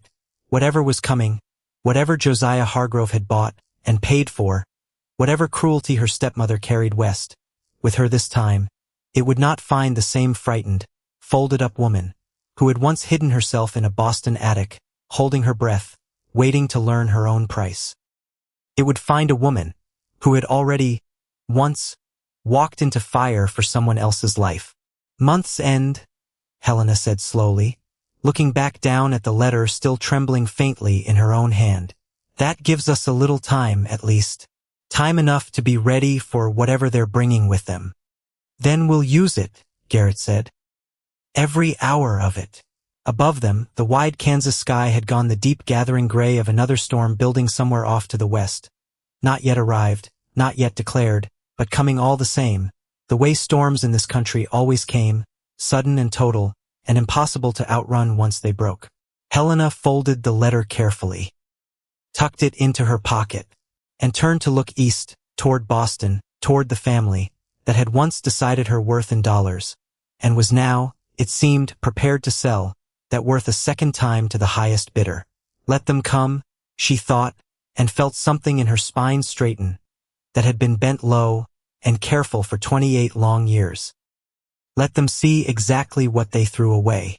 The coach came in with the dust of late afternoon, 3 weeks almost to the day, since Prudence Whitfield's letter had landed on the hall table like a struck match. Helena heard it before she saw it. The particular rattle of a hired coach, heavier than the mail run, wheels complaining under a load meant for finer roads than these. She was standing at the parlor window when it rolled down the main street of Cedar Bluff and stopped outside the boarding house, and her whole body went still the way it used to go still in the attic, listening through floorboards, waiting to learn her own price. Because there they were. Her father first, stepping down stiff and gray, looking older than she remembered, looking like a man who had spent a long journey regretting every mile of it, and arriving anyway. Then Prudence, gloved hands smoothing her skirts, before her feet had properly found the ground, chin already lifted in, that particular way she wore, into any room she meant to control. And then the third passenger, Josiah Hargrove, stepped down last, unhurried, a man arriving somewhere he already considered half his own. Something cold dropped straight through Helena's chest. "They're not alone," she said, and her voice came out flatter than she intended. Flat the way ice is flat right before it cracks. Garrett was beside her at the window in 2 strides, jaw tight. "Hargrove, Hargrove," Helena confirmed, which means whatever they've come to do, they've come to do it together, which meant this was never simply a family matter. Never simply Prudence chasing some fresh cruelty 3 states west, because the first one hadn't finished the job. This was a partnership. Money changing hands somewhere behind closed doors, a bargain struck long, before that coach ever left Missouri. Helena felt her hands curl into fists at her sides, made herself unclench them, because panic solved nothing. Panic never had, not once in 28 years of practicing not to feel it. "They'll want to come to the ranch," she said. "Won't waste time on pleasantries first." She was right. They did not waste time. The knock came at the ranch house door an hour later, sharp and confident, and Garrett opened it himself before Delphina could reach it first. "Mr. Sinclair." Everett Whitfield's voice, thin, apologetic even now, even here. "I believe you know my wife, and this is Mr. Josiah Hargrove, a business associate of ours." "I know exactly who Mr. Hargrove is," Garrett said, not moving from the doorway, not inviting anyone across the threshold. "What I don't know is what business he imagines he has on my land." "Your land?" Hargrove's voice slid in smooth, unbothered, the voice of a man who had never once in his life doubted he would get precisely what he came for. "That's rather the question at hand, isn't it, Sinclair? Perhaps we should discuss it inside, like civilized people." "I've seen precious little civilized about the company you've brought with you," Garrett said. "But come in. Let's have this out plain, so there's no mistaking anyone's meaning after."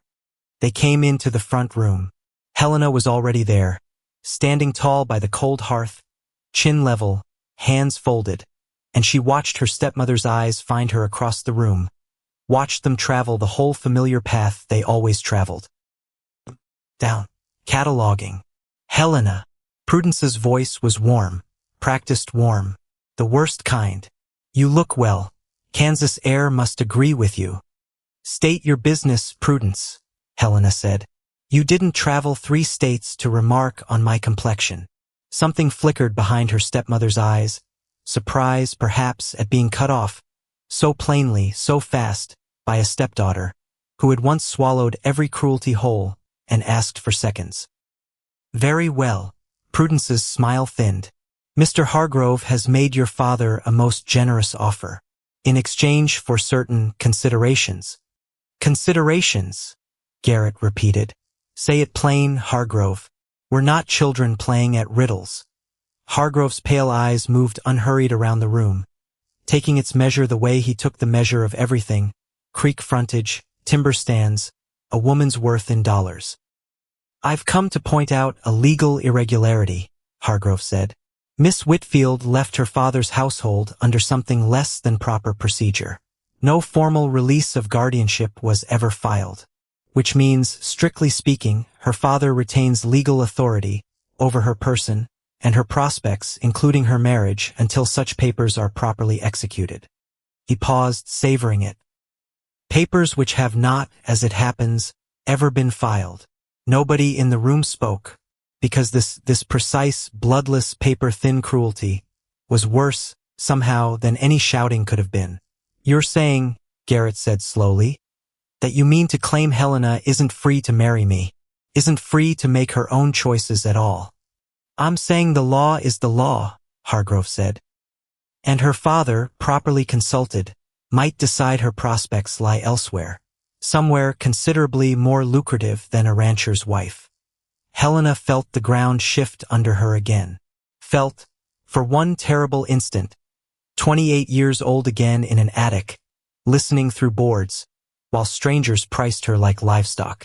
Except she was not that woman anymore.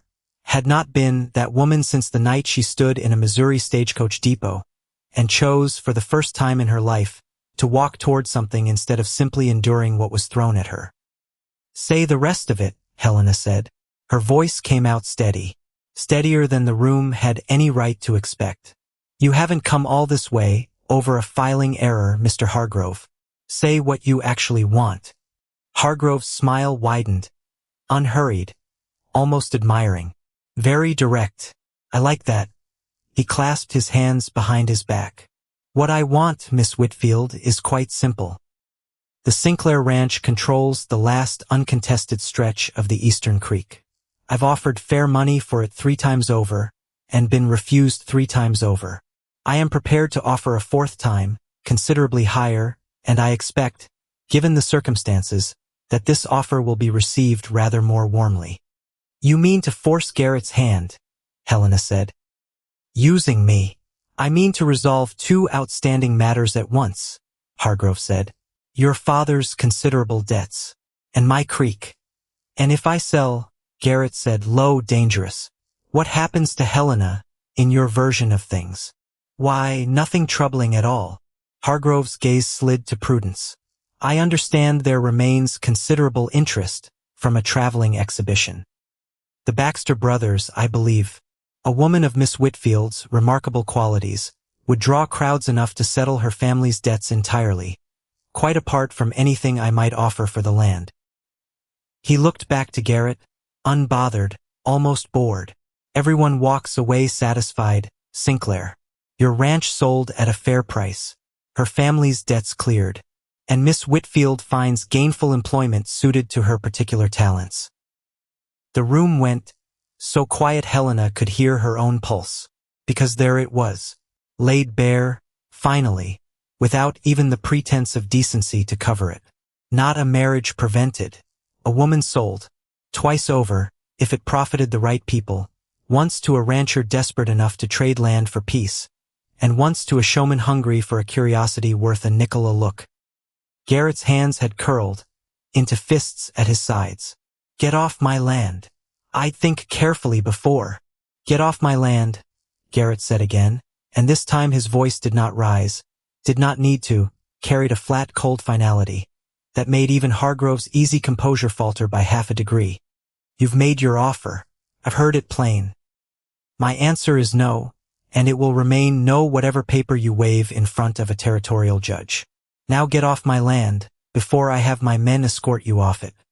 Hargrove studied him a long moment, then, unhurried, straightened his coat. You've a week to reconsider, he said, before I file the guardianship claim formally with the territorial court. After that, Sinclair, the matter leaves your hands entirely, and lands in the hands of a judge, who owes me considerably more favors than he owes you. He touched his hat brim toward Helena, mockingly courteous. Miss Whitfield. He left. Everett trailed after him, apologetic and small, and saying nothing at all in his own daughter's defense, exactly as he had said nothing at the supper table 3 months and 1,000 miles ago. Prudence lingered one moment longer at the door. This needn't be ugly, Helena, she said. Sign the papers releasing your father's claim willingly, and there's money enough in it for you too.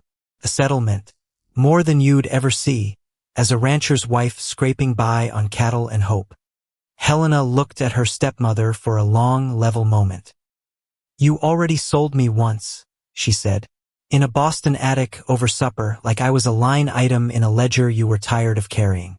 I lived through that. I built something better out of the wreckage of it. Her chin lifted. I will not be sold twice, Prudence. Not by you. Not by Hargrove. Not by anyone. Prudence's mouth thinned.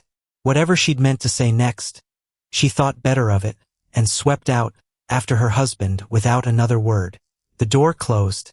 The room exhaled, and Helena, left standing by the cold hearth, with her heart hammering, and her hands finally beginning to shake, felt Garrett cross the room, and take both those shaking hands in his own, steady, warm, unwavering. A week, he said quietly. A week, she agreed. Neither of them said what they were both thinking, that a week was not nearly long enough to fight a judge already bought and paid for, which was, of course, exactly when Raphael appeared in the doorway, breathless, having ridden hard, from town, with news that would change everything. You need to hear this, Raphael said. Now, before Hargrove gets wind you already know. He'd found Clarissa Boone in town. Not by accident, she'd sent word herself, quiet, urgent, asking to meet him behind the church, where nobody would think to look twice at two people talking. She's been keeping accounts, Raphael said. Written ones. Every payment Hargrove's made her these past months. Every map she's copied. Every word she's carried back to him about this ranch. Kept it all, hidden in her room, like she knew someday she'd need proof of exactly what she'd done. Why would she keep proof against herself? Helena said, though even as she asked it, some part of her already suspected the answer. Because Hargrove tried to cut her out, Raphael said. Once he had the guardianship angle in hand, he didn't need her spying anymore. Told her as much, plain and cold, the way a man discards a tool once it's served its purpose. She's furious, Garrett. Furious and scared and, I think, genuinely ashamed now that she's seen where it's actually led. She wants to talk to Helena. Tonight, if she can manage it. Helena felt something shift in her chest. Not forgiveness, not yet, maybe not ever, not fully. But something adjacent to it. Something that understood, better than most people ever could, exactly how it felt to be used by people who claimed to care and discarded the moment you stopped being useful. Bring her, Helena said. Let's hear what she has to say. Clarissa Boone arrived after dark, slipping in through the kitchen door, with her collar turned up, and her eyes red-rimmed, looking nothing at all like the golden, effortless woman who had first ridden into the ranch yard months before. I owe you an apology, she said, before anyone else could speak. A poor one, I know. Words don't undo what I've already done. Her hands twisted together in front of her. Hargrove offered money I badly needed.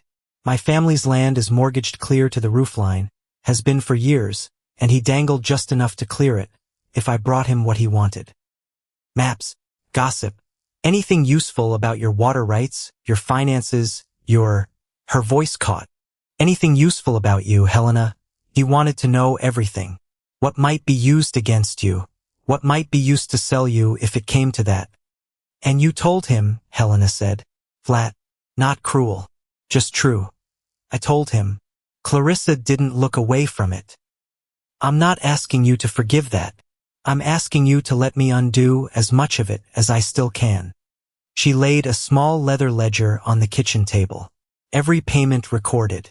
Every instruction from Hargrove dated, detailed, in Clarissa's own careful hand, proof plain and undeniable, of a deliberate scheme to seize Sinclair land, through manufactured legal pressure and a bought judge.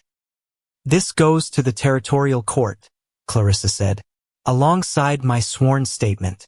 I'll testify against him myself if it comes to that. I should have refused him from the start. I didn't. This is the only way left to make it right.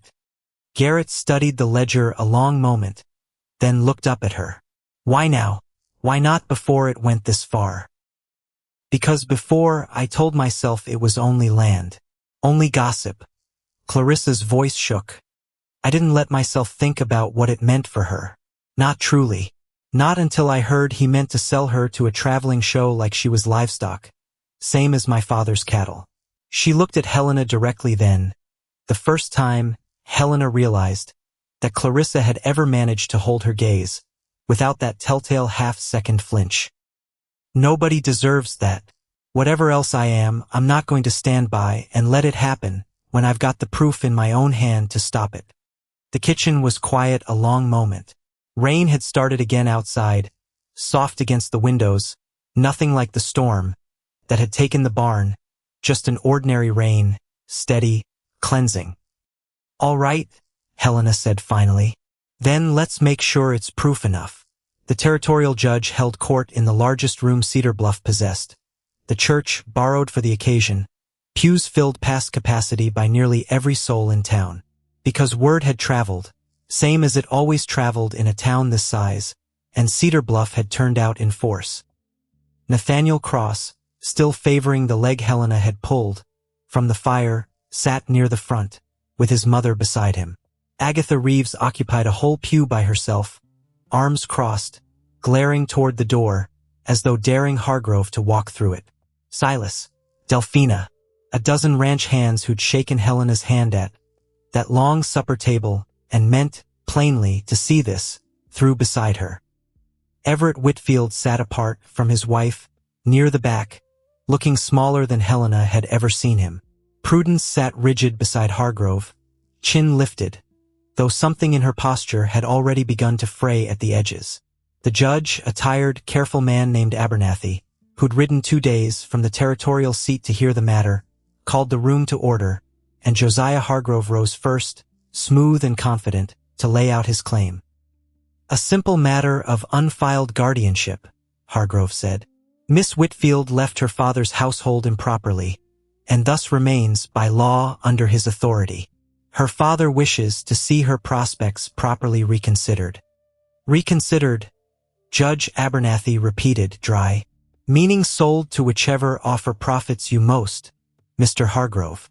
A ripple went through the pews. Hargrove's composure held. Barely. Meaning her family's rightful interests protected, Your Honor. Nothing more. Helena rose. She had not planned a speech.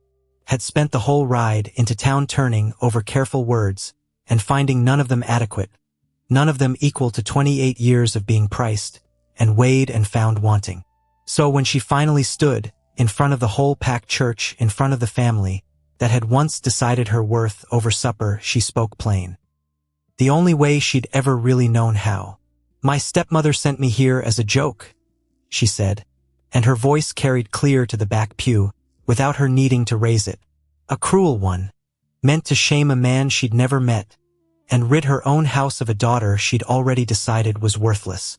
I know this because I heard her say so myself through the floorboards of my own attic before I ever left Boston. A murmur moved through the room. She did not pause for it. When that joke failed to unfold the way she'd hoped, she and Mr. Hargrove found a new use for me instead. Not a daughter, not a wife, a line item, Something to be sold twice, over if the price was right, once as land leverage, once as a curiosity for a traveling show. She looked directly at her stepmother as she said it, watched Prudence's chin falter, just slightly, under the weight of the whole town's attention. "I am not for sale," Helena said. "Not to Mr. Hargrove. Not to my own family. I came to this territory with nothing but a stolen letter and a stranger's uncertain welcome, and I built something here worth more than any offer either of you have brought west with you. I have earned my place in this town with my own 2 hands. I intend to keep it." Silence held the room a long moment. Then Nathaniel Cross rose, leaning on his cane, and spoke without waiting to be asked.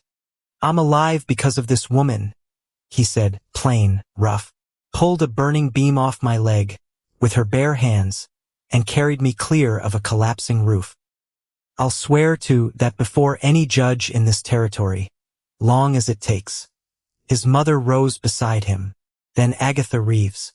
Then, one by one, half the pews of Cedar Bluff, each offering some small plain testimony of what Helena Whitfield had come to mean to this town in a handful of short months. Judge Abernathy watched it unfold with growing interest and something that looked, unmistakably, like satisfaction. It was Clarissa Boone who delivered the final blow. She rose from a back pew, pale but steady, and walked forward to lay her leather ledger on the table, before the judge. "I have proof," she said, "that Mr. Hargrove orchestrated this entire scheme deliberately, paid me directly to steal water rights information from the Sinclair Ranch. Paid, I believe, considerably more to locate and transport Miss Whitfield's family west. Once he learned her arrival here might prove useful leverage against a land claim he's coveted for 3 years. Her voice shook, but didn't break. "It's all recorded here. Dates, amounts. His own instructions in writing, where he was careless enough to put them on paper." The room erupted. Hargrove was on his feet, protesting, his composure finally, thoroughly cracked. But the judge was already paging through the ledger, and his expression had gone hard and flat in a way that boded very poorly for Josiah Hargrove's remaining afternoon. "Mr. Hargrove," Judge Abernathy said, when the room had quieted enough to hear him, "attempting to manufacture a guardianship claim in order to extort land through duress is not a civil matter. It is fraud. I'll be forwarding this ledger to the territorial marshal directly, along with my own recommendation for charges." He looked up cold. "As for the guardianship claim itself, it was built on a fiction, and you knew it as well as I do. No court in this territory has ever required a woman past the age of majority to obtain her father's written release before marrying. Miss Whitfield owed her father nothing more than the courtesy of a letter home, which by every account she gave him. The claim is dismissed. Entirely. Miss Whitfield left her father's household of her own free will, has conducted herself as an independent adult in this territory for several months, and this court sees no cause whatsoever to interfere with her right to marry whomever she chooses." The church broke into something closer to cheering than any courtroom had a right to expect. Hargrove was led out by the town's deputy inside the hour, his careful composure finally entirely gone, protesting all the way to the door that this was an outrage, that he had friends in the territorial government, that this was far from finished. Nobody in that church believed him. Not anymore. Everett Whitfield approached Helena afterward, alone, his wife having already fled the church the moment the verdict turned against her. "Helena," his voice was thin, old, "I never meant for it to go this far." "You never meant for any of it," Helena said, not unkindly, though there was no softness left in it either. "That was always the trouble, Father. You never meant anything at all. You simply let it happen again and again, and called your silence something other than what it was." He had no answer for that. She hadn't expected one. "I'm sorry," he said finally, and for the first time in her whole life, Helena believed he actually meant it, too late, as everything with her father had always come too late, but meant nonetheless. "I know," she said. "I hope you find some peace in it.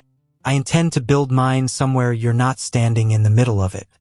She turned and walked out of the church into the bright Kansas afternoon, where Garrett was waiting for her on the steps. They married 3 weeks later on a clear October morning, with the whole flat gold country stretched wide in every direction. Exactly the way it had been the first morning Helena rode out to the ranch in a borrowed wagon, uncertain, bracing for a rejection that never fully arrived. The whole town came. Nathaniel Cross stood tall on his healing leg to watch, his mother beside him dabbing at her eyes, through the entire ceremony. Agatha Reeves cried openly and without shame. Raphael and Delphina stood close together near the front, and Clarissa Boone, invited hesitantly and arriving hesitantly in turn, stood near the back, watching with an expression that looked, finally, like something close to peace with herself.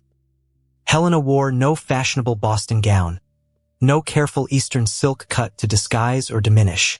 She wore a dress made plain, and well by Delphina's own hands, cut generous and proper to her own true size, and she stood at her full height beneath the open sky, with nothing above her to duck beneath, nothing around her built for someone smaller.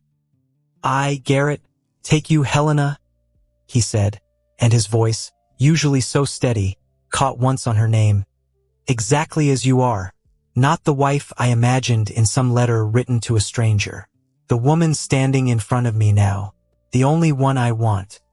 Helena's own voice, when her turn came, did not shake at all.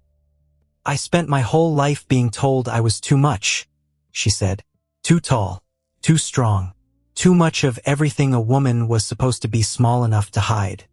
She looked at him, at the whole gathered town beyond him, at the wide, endless sky above them both. "I don't intend to be small again. Not for you. Not for anyone. If you want a wife who takes up exactly as much room as she was always meant to, then yes, Garrett Sinclair, I will marry you." The whole church erupted. Not a church this time, just the open yard of the ranch, sunlight and cheering, and Delphina weeping happily, into Raphael's shoulder, and somewhere in the middle of it, Helena Whitfield, soon to be Helena Sinclair, felt her husband's hand close warm, and certain around her own, and understood, finally, completely, that she had found exactly what her own family had once tried, so hard to convince her she would never deserve.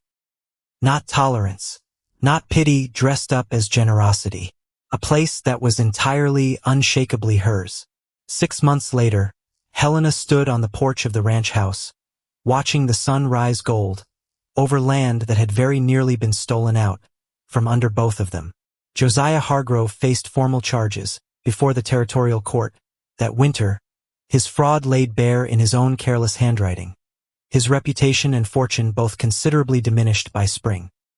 Clarissa Boone, having testified fully, and without flinching, had begun rebuilding something like standing in a town that judged people in the end by what they did next. Word reached her, too, that Isolde had married a modest tradesman in Boston. That same winter, no cattle baron, no fortune, but by all report a steady, decent man who looked at her like she mattered for more than her face. Helena hoped, for her sister's sake, that it was true. Prudence Whitfield wrote once more, that winter, careful and calculating, hoping to reopen some manner of relationship worth claiming now, that the dust had settled, and Helena's marriage stood secure and prosperous. Helena did not answer it. Some doors, she had learned, were better left closed. Not out of bitterness. Simply out of the plain, hard-won knowledge of exactly which doors had ever, in her whole life, actually held room for her. She had never been too much. She had simply been waiting all along, for a place wide enough to hold her exactly as she was. She found it here, under open sky, beside a man who had chosen honesty over easy comfort the very first night he met her, and in a town that had learned, in the end, to measure a person not by the shape God gave them, but by what they were willing to carry for the people who needed carrying. Helena Sinclair stood a long moment in the doorway that had never once, not in 6 months, required her to duck, and found, at last, after 28 years of learning to make herself small for a world that had never deserved the sacrifice, that she no longer had to.